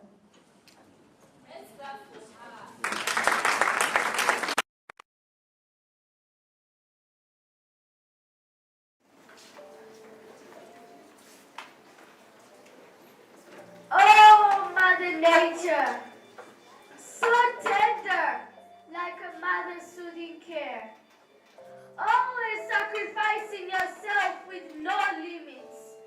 Beautiful skies, starry forests, flawless ocean sounds. Gives me a scent of natural perfume and chirping sounds as I go through the forest. She gives us a good ground beneath our feet as we go home. But for how long are we gonna take and suck the salt out of her? Who will hold steady my child as she makes her first footsteps?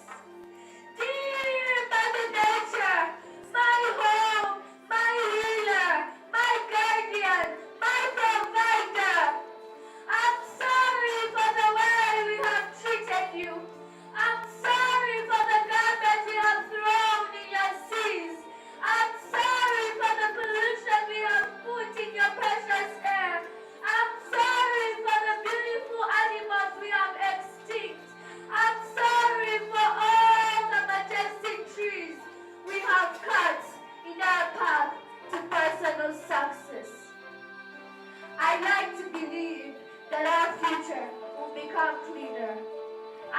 to believe that our future will become greener.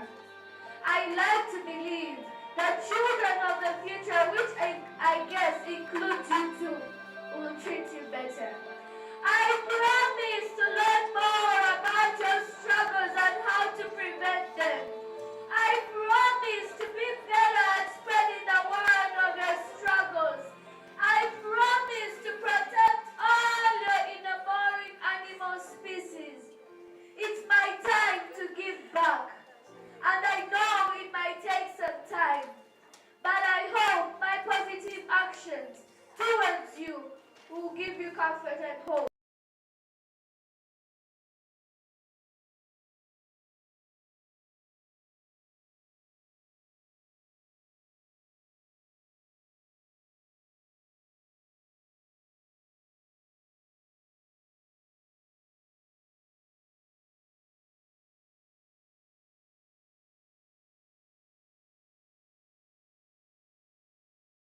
She almost made me cry. Members, really, you need to clap for her. Let's clap for her again.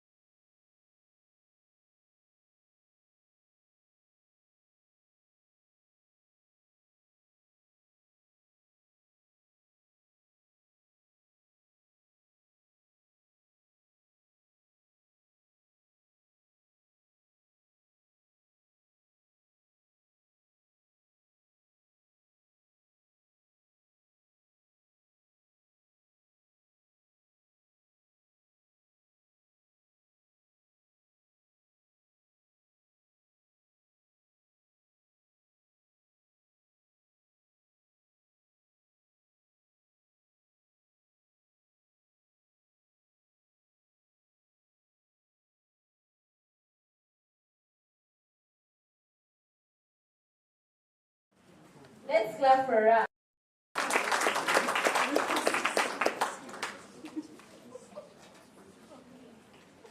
Good afternoon, everyone. My name is Arina Nyeperith Blessing, and I am a Green Ambassador of Uganda's Little Hands Go Green. I'd like to recite a short poem. It might be short, but it has as a message.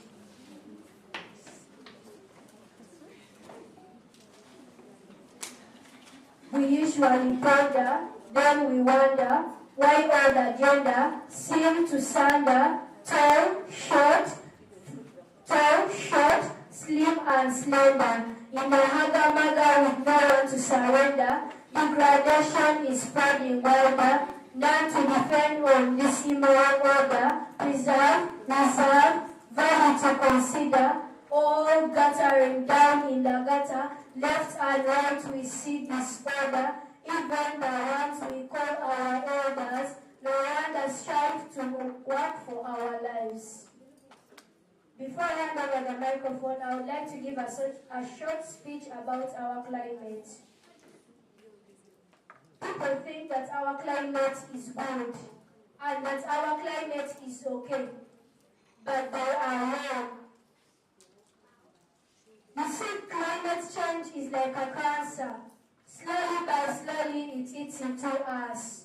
So what we are doing as Uganda's Little Hands Go Green, we go to different places, looking from different ways on how to conserve our environment.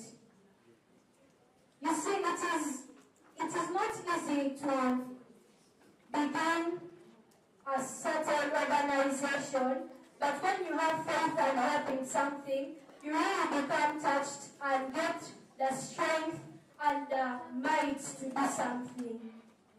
So I encourage everyone seated here in this room that each of us here, whether old or young, we all have a dream. And that dream is what we take as our goal. So I urge each of us in this room to always strive for our goals and never give up. Thank you. Thank you very much. Thank you very much. Thank you so much. It has been quite nice. Members, I forgot to make an announcement that in case you still have more questions, ask the people who are in front. Ask them during lunchtime hours. I forgot that. Thank you. So at this moment, we are going to welcome the children representatives to present their papers. But I think the children, when you're going to present their papers, I think it's better you use the microphone. Right? Thank you very much. 17-year-old. DJ Ikra, you can play your music as we are welcoming.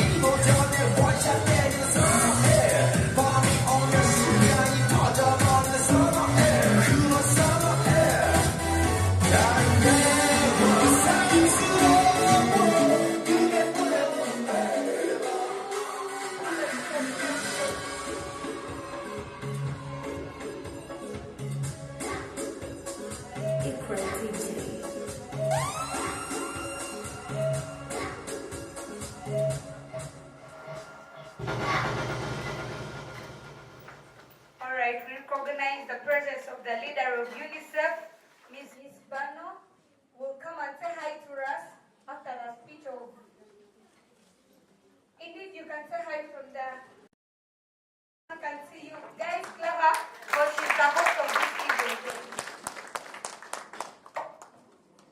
Yes, first of all, it's just terrific to see this, and it's really amazing to see the level of confidence that the moderators had. So can we have a clap for them? Because I really short time, I really hope. And a small clarification, I am the Chief of Education, not yet the leader. The leaders are you, and leaders are in this room. And probably we hear from our young people, I can have a small feedback on why we think this work is important. Thank you.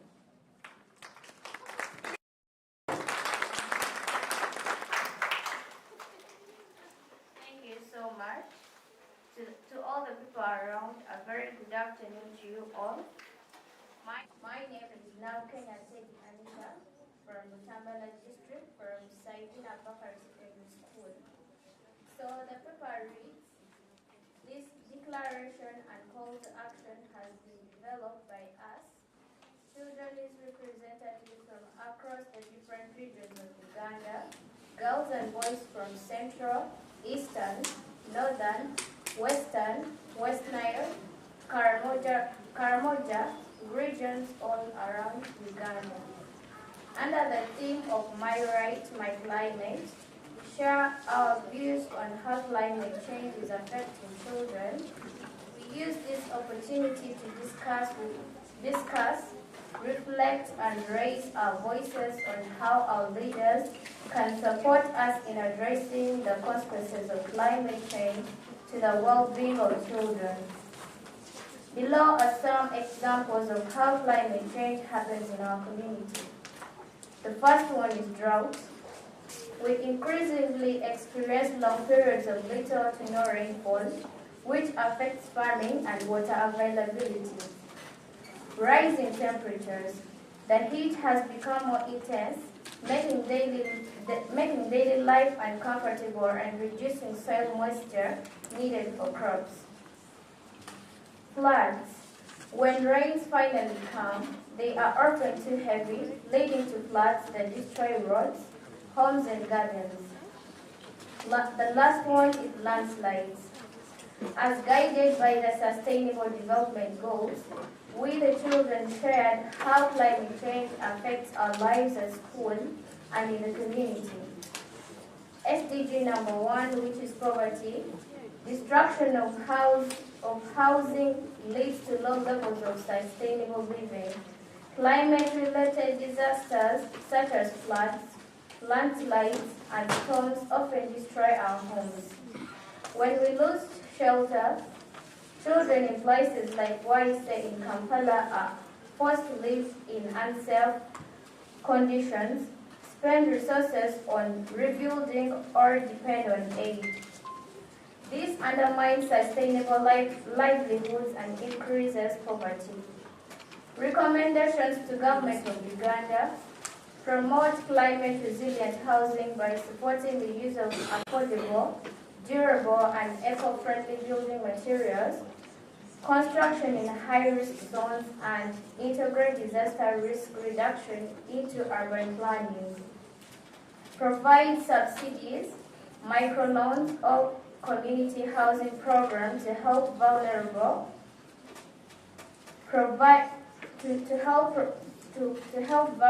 families rebuild sustainability, reducing long-term dependence on aid. Disruption of agricultural activities, testing sources of income. Agriculture is highly climate sensitive. Droughts reduce crop yields, while floods wash away gardens and livestock. Since many households, especially Uganda, rely on farming as their main income. This disruption leads directly to financial instability and interest poverty. Recommendation to Ministry of Agriculture and Ministry of Water: promote climate-smart agriculture by introducing drought and flood-resistant crop varieties. Irrigation systems and soil conservation practices. Support farmers with access to affordable credit insurance schemes, and modern farming technologies to reduce financial risks.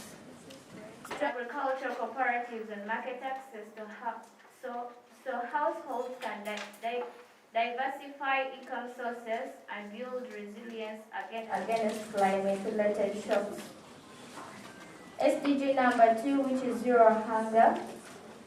Global warming, because of climate change, increases temperatures in the world, which dries up water bodies, leading to shortage of water supply, thus limiting crop growing and hunger in places like Karamoja and West Nile. The recommendation is promote climate-smart irrigation methods like drip irrigation, rainwater harvesting, and solar-powered irrigation, and introduce drought-resistant crop varieties. Climate change-related disasters such as floods and landslides, such as Bujuda landslides, East African floods, Sudan landslides, Cyclone Freddy in Mozambique led to destruction of crops, hence widespread hunger for children in schools and communities. Recommendation: strengthen early warning systems, adopt disaster-resilient farming techniques, raised beds, terracing, agroforestry, and create emergency food reserve for affected communities. Climate change leads to hiking of food prices due to reduction of water scarcity as a result of floods, hence causing hunger in poor communities. The recommendation: support smallholder farmers with subsidies, crop insurance, and fair market access while investing in resilient food storage and distribution systems. It leads to heavy rainfall, which at times comes in form of hailstorms that destroy crops, hence causing hunger. Recommendation: introduce protective farming techniques, greenhouses, netting, mulching, and promote crop diversification to spread climate risk. It also has led to extreme increase in temperatures, which causes moisture to evaporate more quickly, which dries out plants easily, turning them into ignitable fuel, hence leading to wildfires, which can also destroy more crops, hence causing hunger. This is seen in Algeria, DRC, South Africa, Zimbabwe, Zambia. Recommendation: implement community-based wildfire management, promote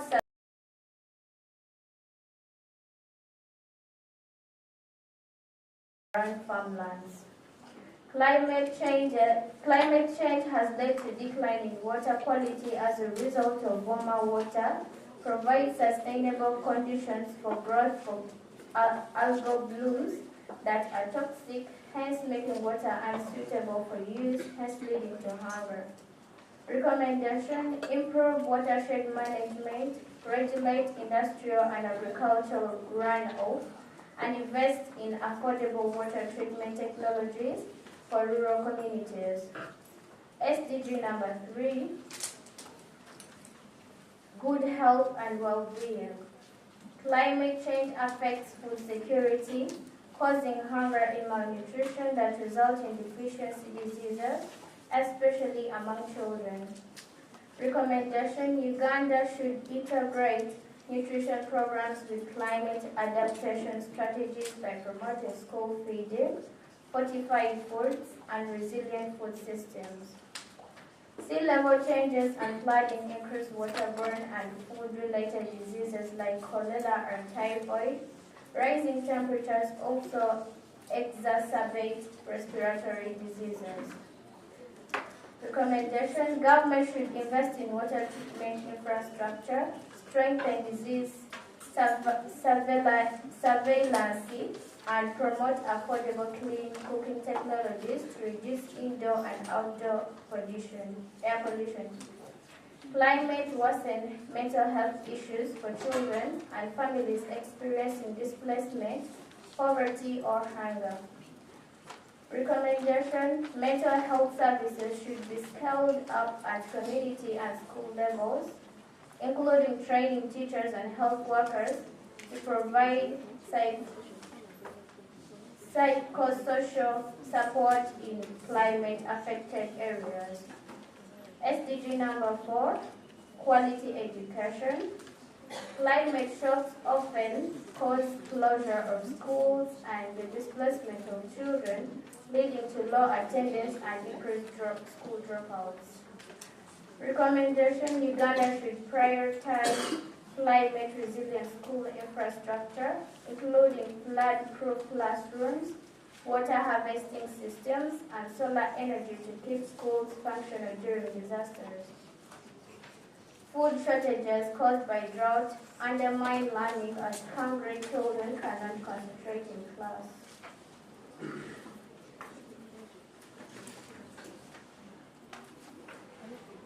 The recommendation: strengthen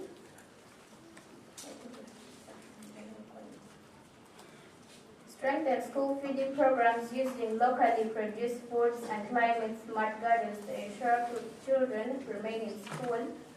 Climate-driven poverty forces families to withdraw children from school, leading to child labor, early marriage, and more street children.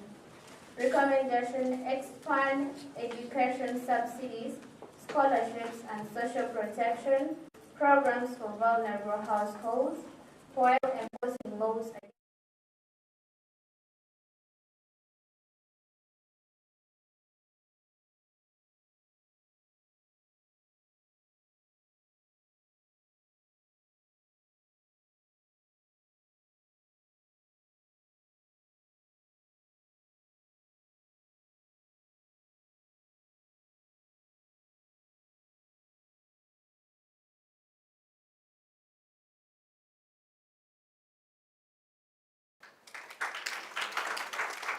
Please clap for her. You're not clapping.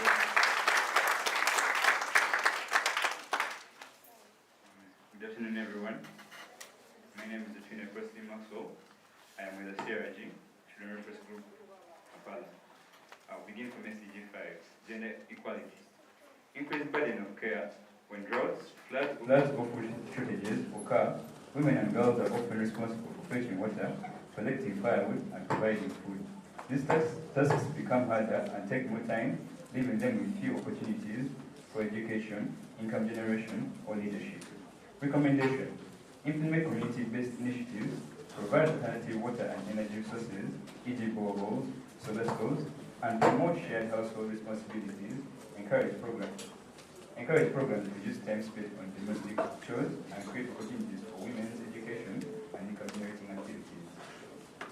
Climate shocks can force families to pull children out of school to save costs or to help with household labor. Girls are usually the first to be affected, increasing school dropout rates and limiting further opportunities. The recommendation: implement community-based initiatives, provide alternative water and energy sources, e.g. boreholes, solar stoves, and promote shared household responsibilities. Encourage programs that reduce time spent on domestic chores and create opportunities for women's education and income generating activities. Child marriage and exploitation. In times of climate-induced poverty or food scarcity, some families may marry off their daughters early as a coping mechanism. This undermines girls' rights and perpetuates gender inequality. The recommendation: strengthen child protection systems and enforce laws against child marriage. Provide economic support and social safety nets for families affected by climate shocks. Run community awareness programs highlighting the risks of early marriages and the importance of girls' education. SDG 6. Clean water and sanitation. Climate change worsens water scarcity and quality, leading to diseases, poor hygiene, and school dropouts. Uganda should scale up safe water infrastructure such as boreholes, pipe water systems, and rainwater harvesting. Hygiene promotion programs in schools should be strengthened to reduce absenteeism caused by lack of sanitation. Poor sanitation also leads to discomfort, bad body odor, and social stigma, affecting children's dignity and confidence. The recommendation: government should invest in low-cost, climate-resilient sanitation facilities, such as ventilated pit latrines and ecological toilets, while increasing public awareness on proper hygiene practices. SDG 8, digital and economic growth. Lumbering, also known as cutting down of trees. The recommendation is afforestation, planting trees where there were none before, and reforestation, which is restoring forests where they were cut down. These are crucial for capturing carbon-regulated rainfall and combating desertification. Forests also provide livelihood, raw materials, and protect ecosystems that many communities depend on. Industrialization leads to global warming and respiratory diseases. The recommendation is to enforce stricter environmental regulations on industries to limit greenhouse gas emissions and toxic pollutants.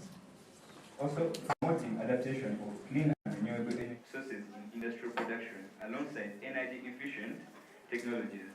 Establish regular air quality monitoring and invest in green industrialization that prioritizes workers and community health. Raise awareness on the health impacts of pollution while strengthening healthcare systems to detect and treat respiratory illnesses early. SG 14. Life below water. Factors like floods cause silting of pollutants like plastics that can be digested and kill aquatic life. Recommendation: to strengthen waste management systems to reduce plastic pollution, including recycling initiatives, bans on single-use plastics, and community cleanup campaigns. Restore wetlands and riverbanks with vegetation to filter pollutants before they reach water bodies. Promote public awareness on waste disposal and its link to protect aquatic life. High temperatures drying water bodies, hence killing animals that are unable to live outside warmer waters, which cause uneven currents, causing displacement of oxygen. The recommendation: protect and restore ecosystems that maintain water bodies, wetlands, forests, watersheds, etc., to regulate temperatures and water flow. Promote sustainable water use practices to prevent over-extraction. Introduce fishery management strategies such as oxygenation techniques in critical habitats, and encourage climate-smart conservation policies that safeguard aquatic biodiversity. SDG 15, life on land. Floods disrupt economic activities, hindering development. Flooding not only damages crops and infrastructure, but also degrades soil, erodes land, and reduces productivity.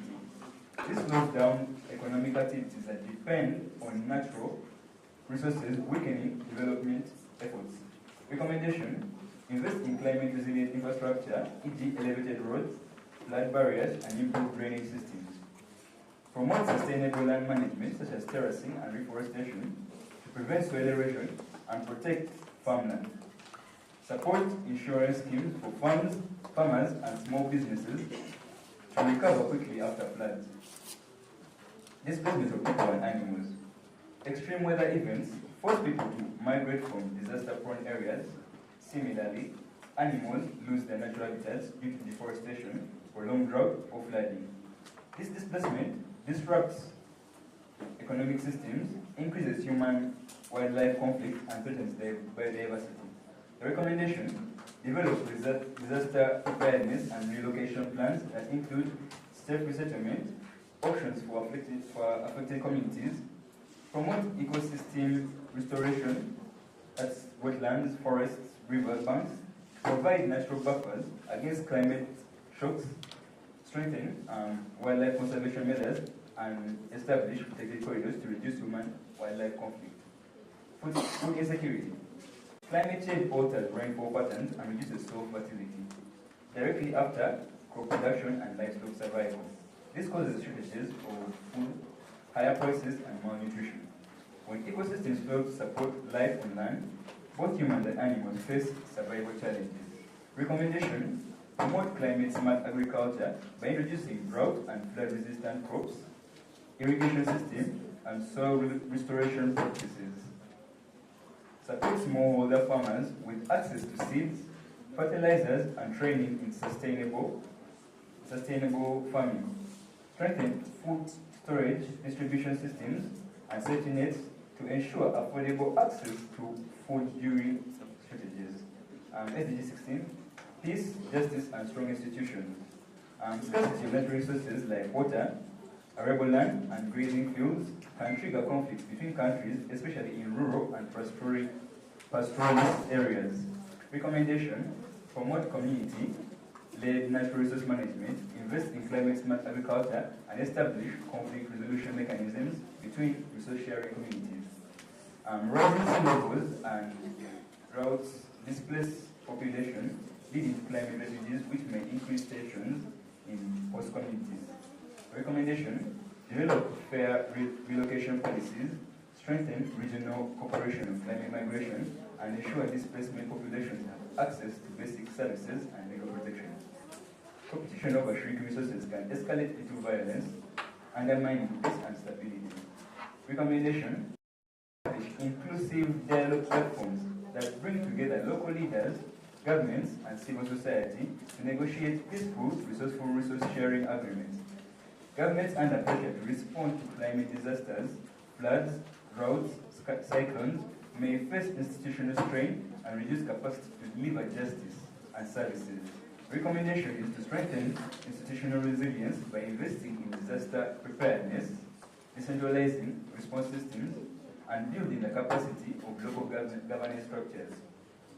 In conclusion, we, the Ugandan children, have voiced our concerns regarding how climate change affects our lives, such as destruction of homes, educational loss, child labor, early and child marriages, and we ask the government of Uganda and other governments in Africa and other partners to establish a foundation for long-term child-led advocacy and influence, as well as work on our recommendations and give us feedback next week term for God and my country.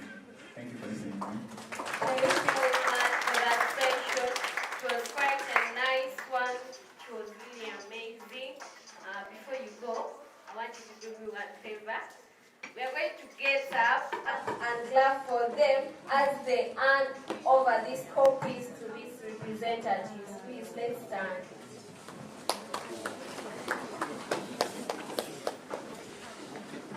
We clap for these representatives as they get the paper And the first representative is our chief guest.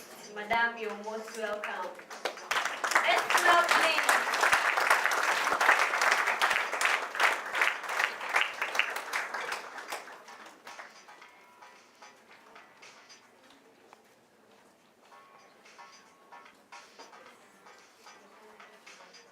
Guys, as you clap,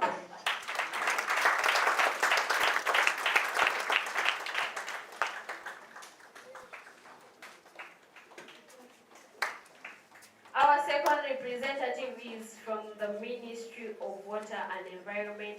Madam, you can see they are going to bring for you the paper. Let's clap. She's not around, but we shall give her the paper. Our third representative is UNICEF.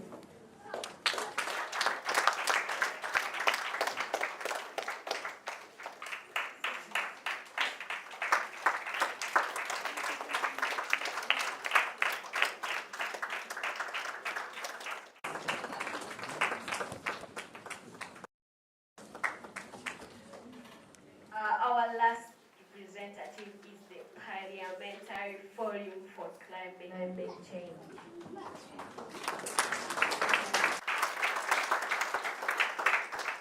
Actually, she left us, but anyone to represent her and take for her the copy. Madam Nab Kenya is not with us, or Honorary, she's not with us for now. But anyone to take for her the paper.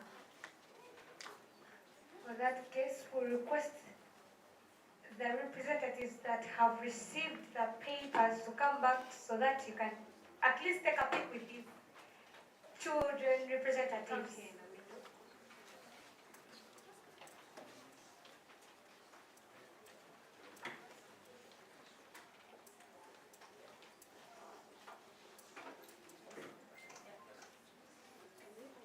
So after that, you're going to welcome Chloe with a song. You're going to welcome Chloe with a song. Chloe is going to sing for us. You people, you've not had anyone singing for you this morning, but you're going to have someone who is going to sing for us so that you can hear the voices of the angels. Thank you very much. Please clap for them as they are having their seats.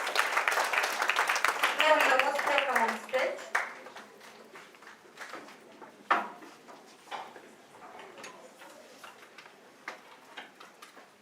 Hello everyone. Nabatanzi Chloe Atuhaire is my name. I am a senior green ambassador of Uganda's Little Hands Go Green, and I'm going to sing for you a song about climate change. Where is my DJ? Ikra.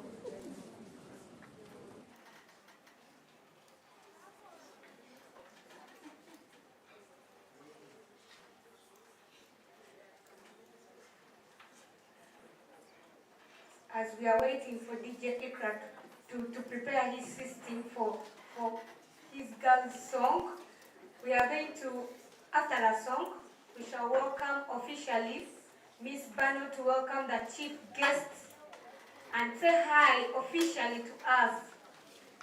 Thank you.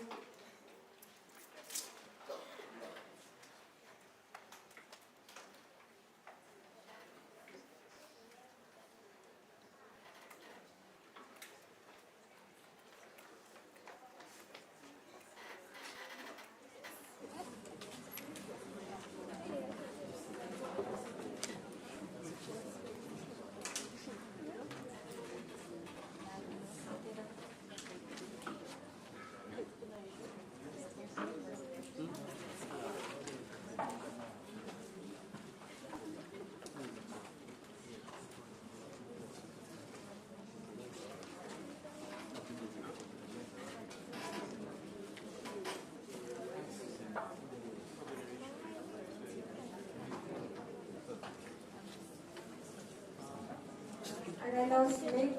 Anyone who came from the government was invited by the government from MDAS. Don't leave before you register with Madam Erina.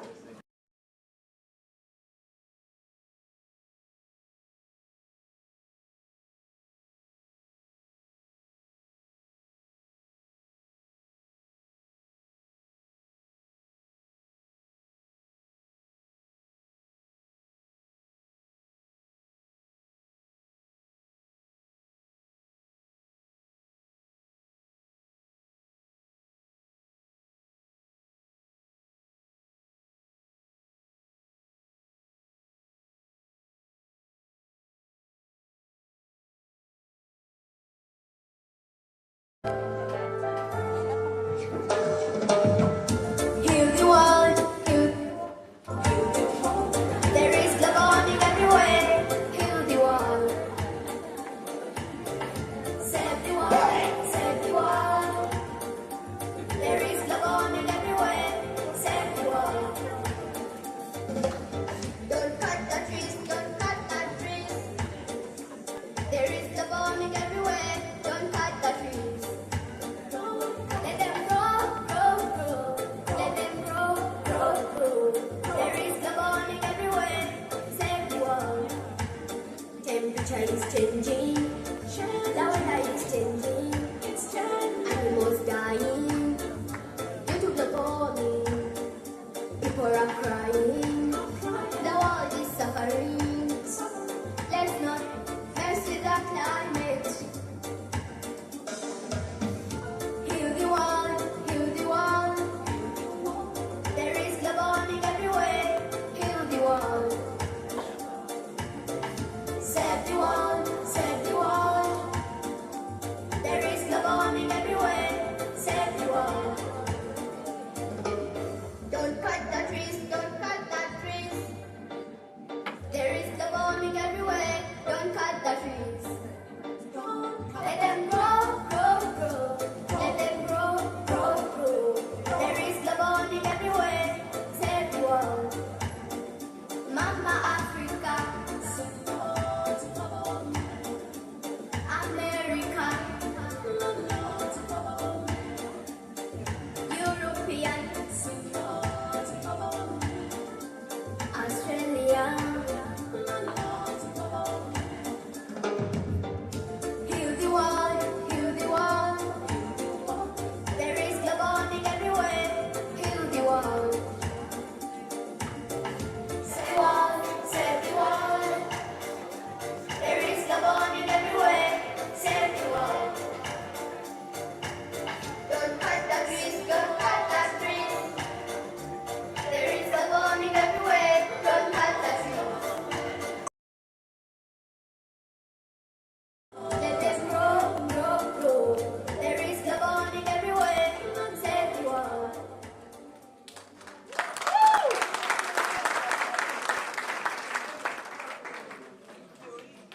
Thank you very much, Chloe. You people, you've seen, we have people who have talent of singing also. Please clap for her. Around the applause. It's not easy to come here and sing. I can call one person from you people who cannot sing anything. But she's singing about climate. Can you, Jamal, can you? Can you come and sing for us anything about climate? Yeah, sure. You can. Jamal.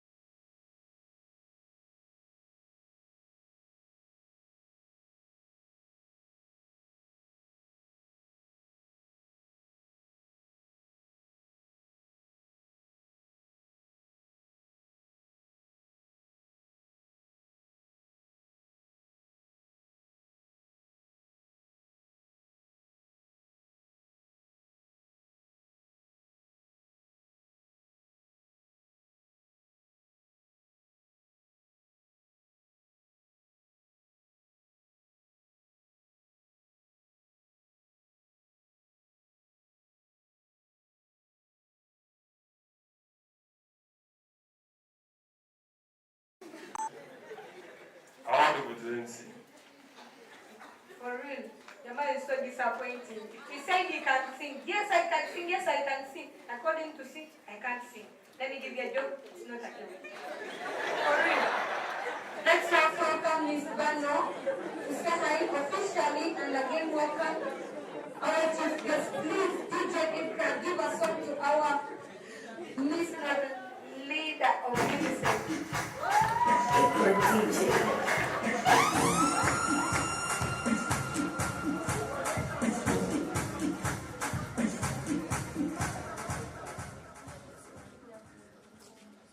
Good afternoon one more time. I'm so happy that I made at least the last hour, and I think this was a good entry for the last one. I really like the dynamic in the room.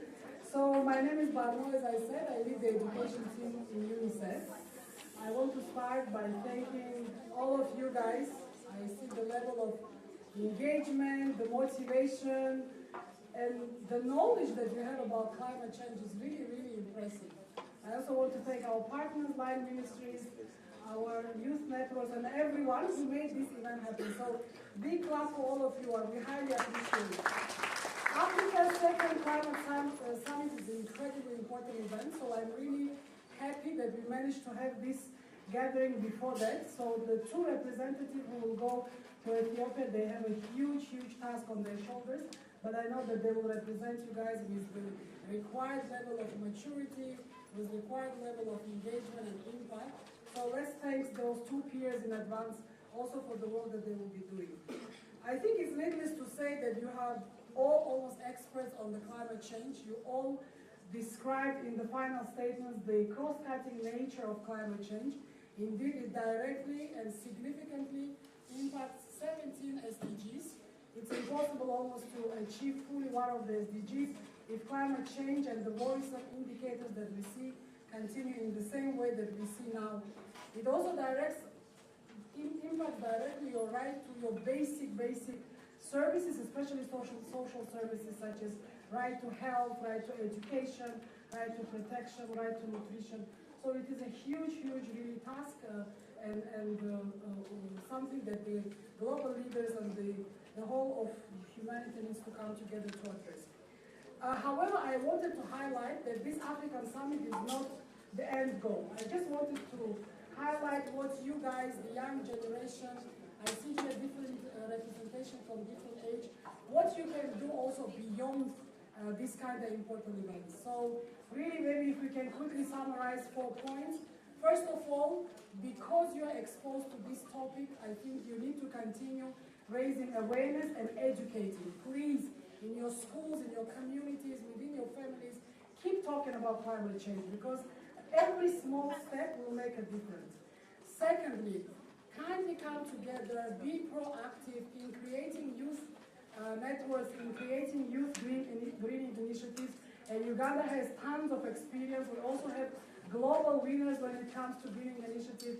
We really need to continue that, putting very high on our agenda.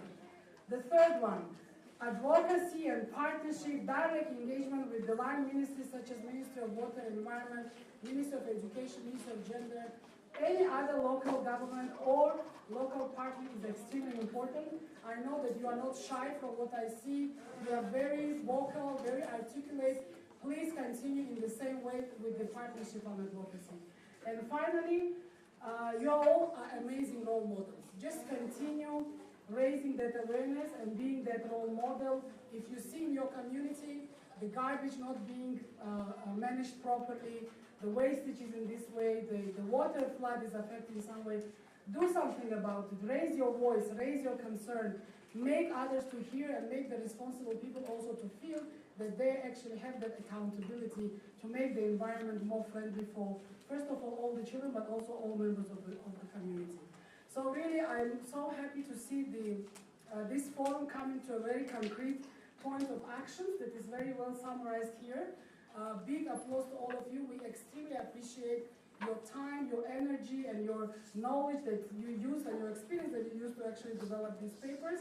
And from UNICEF side, I just want to highlight that in the next country program, which we are starting from January 2026 to 2030, water and climate change is actually becoming a completely separate program, which really will help us to improve in terms of our focus on advocacy and also in terms of implementing parties. So you guys, from now and until 2030 and beyond, you can also rely on us in terms of supporting you to mobilize around this important topic. So I'll stop there, and this is my pleasure now to invite our chief guest. She is the representative of the Ministry of Water and Environment, Ms. Anastasia Mamuri. I hope you pronounced your second name correctly. Really over to you to close this very important event. And again, thank you all so much for your participation. Thank you. Thank you very much. We are welcoming our chief guest with a special dance so that she can reach here also dancing. So we want to see her shaking her body. Thank you very much, Miss Bano. Please clap for Miss Bano. Okay, members, we are going to clap for her this way since she's our guest. She's our host. We are going to do like this. I don't know how this is covered. We are going to clap. 1, 2, 3, 4. 1, 2, 1. Hope I've made myself clear. Okay, let's start. We go.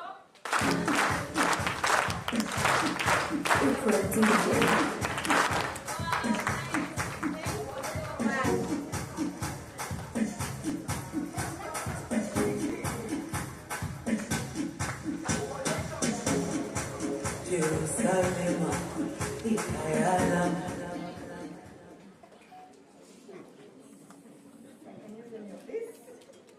Wow.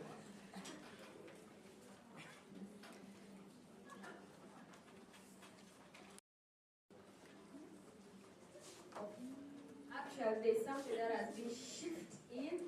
We are really sorry, but we are going to have a song. We are dancing. Okay. You're welcome. The stage is yours.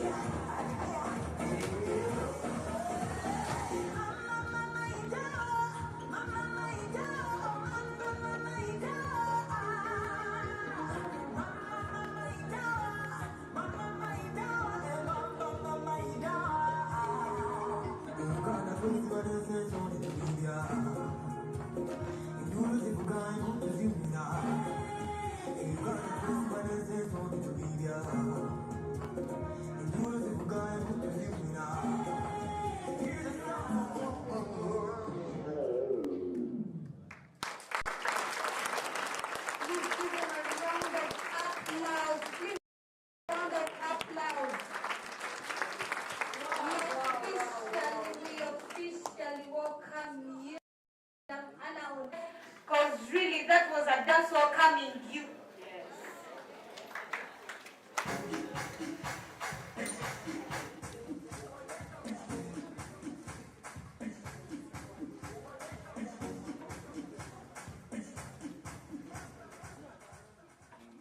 Wow. Thank you so much for the very nice welcome and the lovely faces and all the energy that is in the room. I was almost tempted to join, but I'm not sure if I still have the moves. Anyway, I bring you warm greetings from the Ministry of Water and Environment, the Climate Change Department. Our Commissioner, Madam Margaret Mwewesa, was scheduled to be here, but she was not able to be part because of equally important engagements. However, we had strong representation in the morning with a member of our ministry, Erina, and I was happy to have sat back and listened to the discussions, especially the panel. I would like to really commend the organizers of this great dialogue. So I'll just run through a brief speech, but allow me to pitch in my own personal thoughts as we move ahead.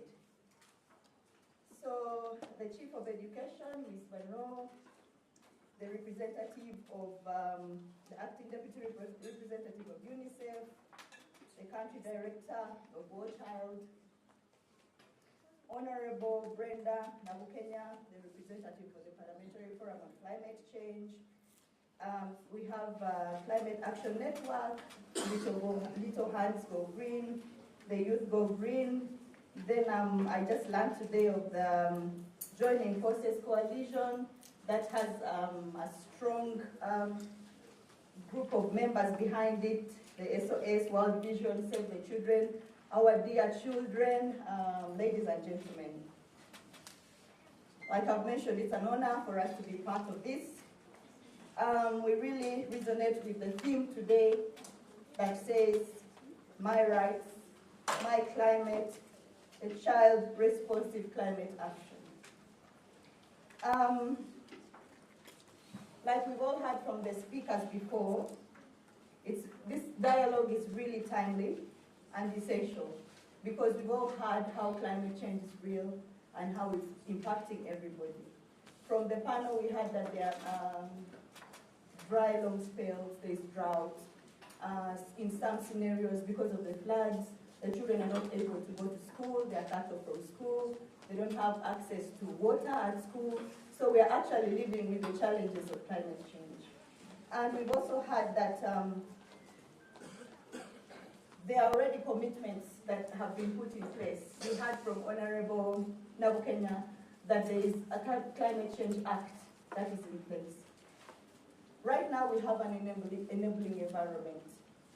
We had a question that how comes we don't have actions on ground already? Before we can actually get to have the actions on ground, we need to know per region, per district, what are the impacts? And you need to assess which actions will be relevant for each of these districts. So there's been a lot of action, there's been so much work from very many partners who have been engaging directly with climate change adaptation. I would like to mention that besides the national commitments like the policies and the acts that we have internationally, children are coming together, and Uganda actually joined the world during the last COP29 to have the Declaration on Children. And its focus is mainly to respect and safeguard the children's rights in all climate action and invest in child-responsive climate action.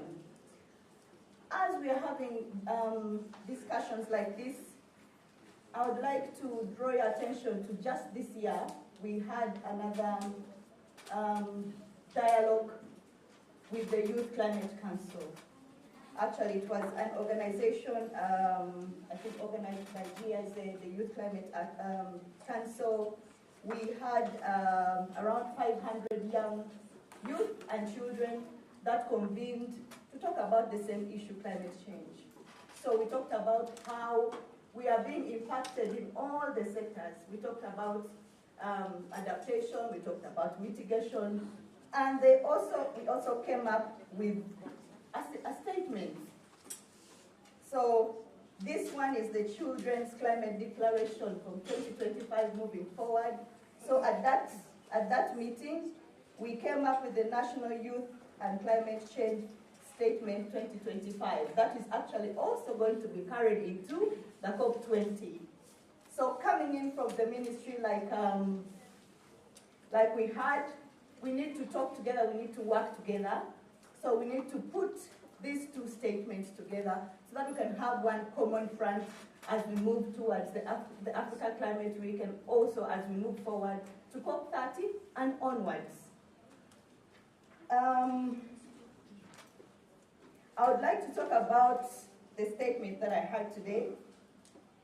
I would really want to commend the children here and the team that really sat down to come up with that statement. I think it was very elaborately done, because if you see, the focus was on the different sustainable development goals.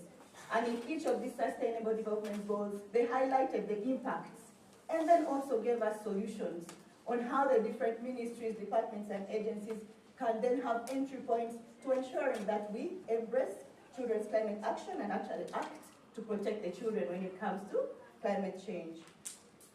So you have also offered solutions such as the climate smart agriculture, safe housing, school feeding, afforestation. So these are actually not small ideas. These are practical, actionable recommendations that we policymakers can pick up.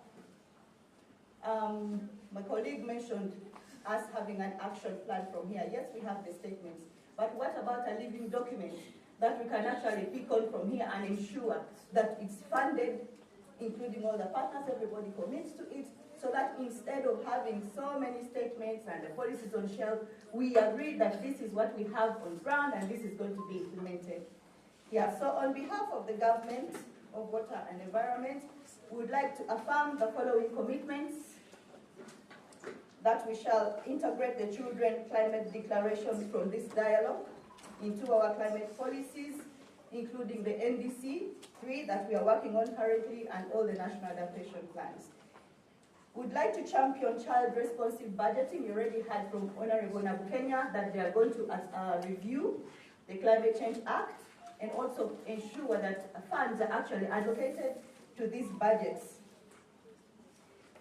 We'd like to strengthen the education system by investing in climate resilient schools, school feeding programs, just as proposed in the statement. And I think this directly links to the motion that Honorable Nabukenya talked about as well. So we are actually thinking in line with them. So we also pledge to work with all the partners, UNICEF, Joining Forces Coalition, all the civil society, the faith-based organizations, to finance and scale up such actions.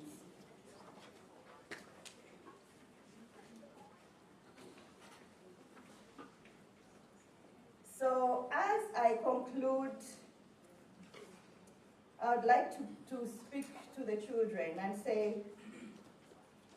the children who are here, you're all bold. You know you know the challenges that you are facing, and you're very knowledgeable. You know exactly what has to be done. I mean, we can attest from the statement that has been shared. You are leaders of today. Your courage, creativity, and the advocacy remind us that climate action is about protecting lives and securing the future that we all live in. As the Uganda's Climate Change Department, we work with you, together with our partners, We will ensure that children-responsive climate actions move from just words to results. Let us act with urgency. Let us act with justice.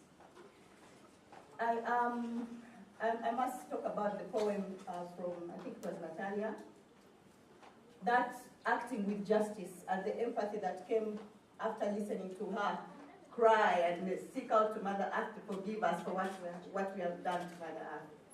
So we should always have that in our hearts as we move forward. So, and let us act with full recognition that that when we protect the children, we are protecting Uganda's future. Uganda cannot build resilience without these voices, without these ideas, and without the leadership of the children and the youth. With those few remarks, I'd really like to thank all the organizers, UNICEF, and all the children who have put this together. I know this is just a one-off. As we've mentioned, our commitment to working with our partners. We're looking forward to carrying this conversation beyond here. Yes, so with these few remarks, I would really love to bring this conversation to a close this meeting for today. Thank you very much. Thank you so much, our dear guests. Let's all stand up and clap for her.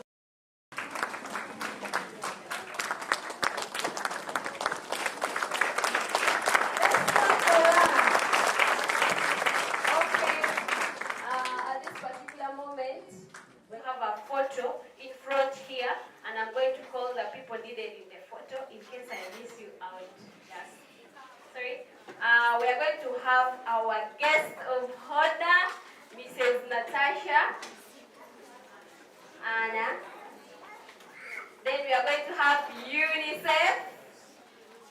We are going to have the joining forces. We have also the invited guests. Members, don't think I've forgotten you. Our dear children, you're most welcome. Every child there seated.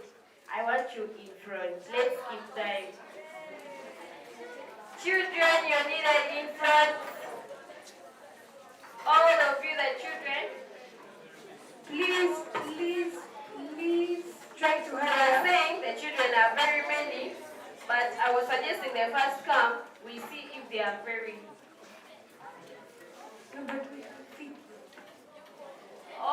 Okay. They are like a representative from every child who has come here.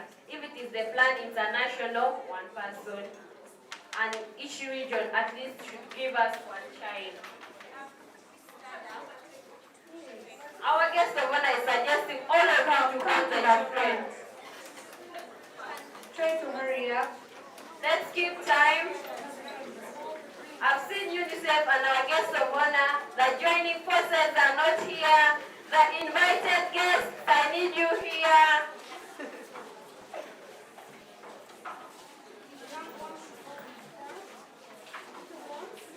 Madam Verena with us. She also needs to appear and appear. The young ones, you can come in front here. DJ Ikra, come here. The young one, Ikra, you come. DJ, extend.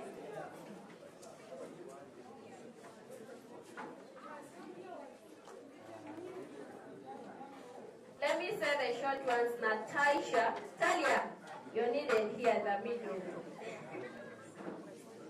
You know you were told like DJ Ikra? Not.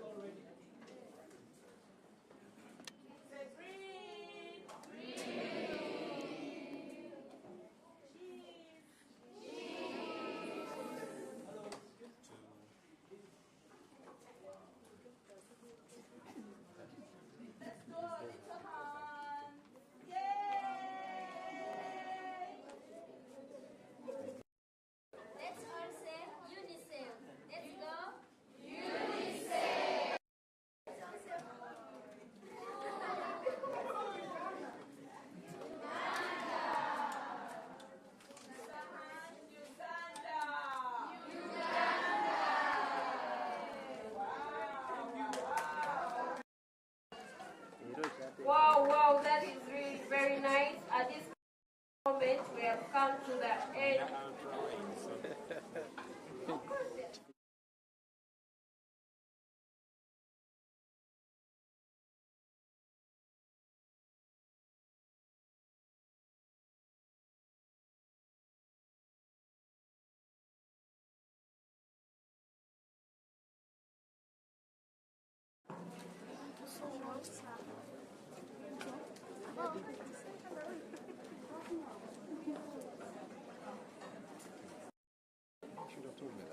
No, it's okay. But the tube was so it is okay.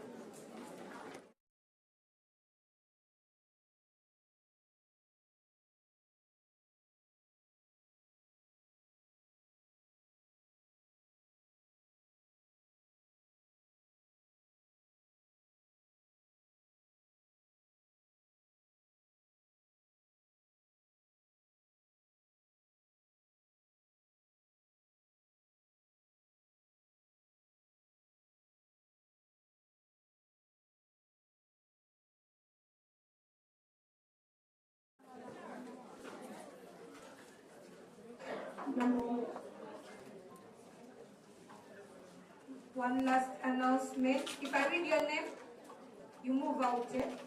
You can meet Madame Pauline. You all know her. You'll see her at the entrance. Wolf Vincent, Damlira Aaron, Abbe Sheila, Clara, Maisin Masende, Alice Nalumu, Joshua Kamkama, Maisun Najida Almase, Mustafa. You go and meet that woman in black. Yeah, madam. Yeah, that big child in black. She's 16. Madam Pauline, if I've read your name.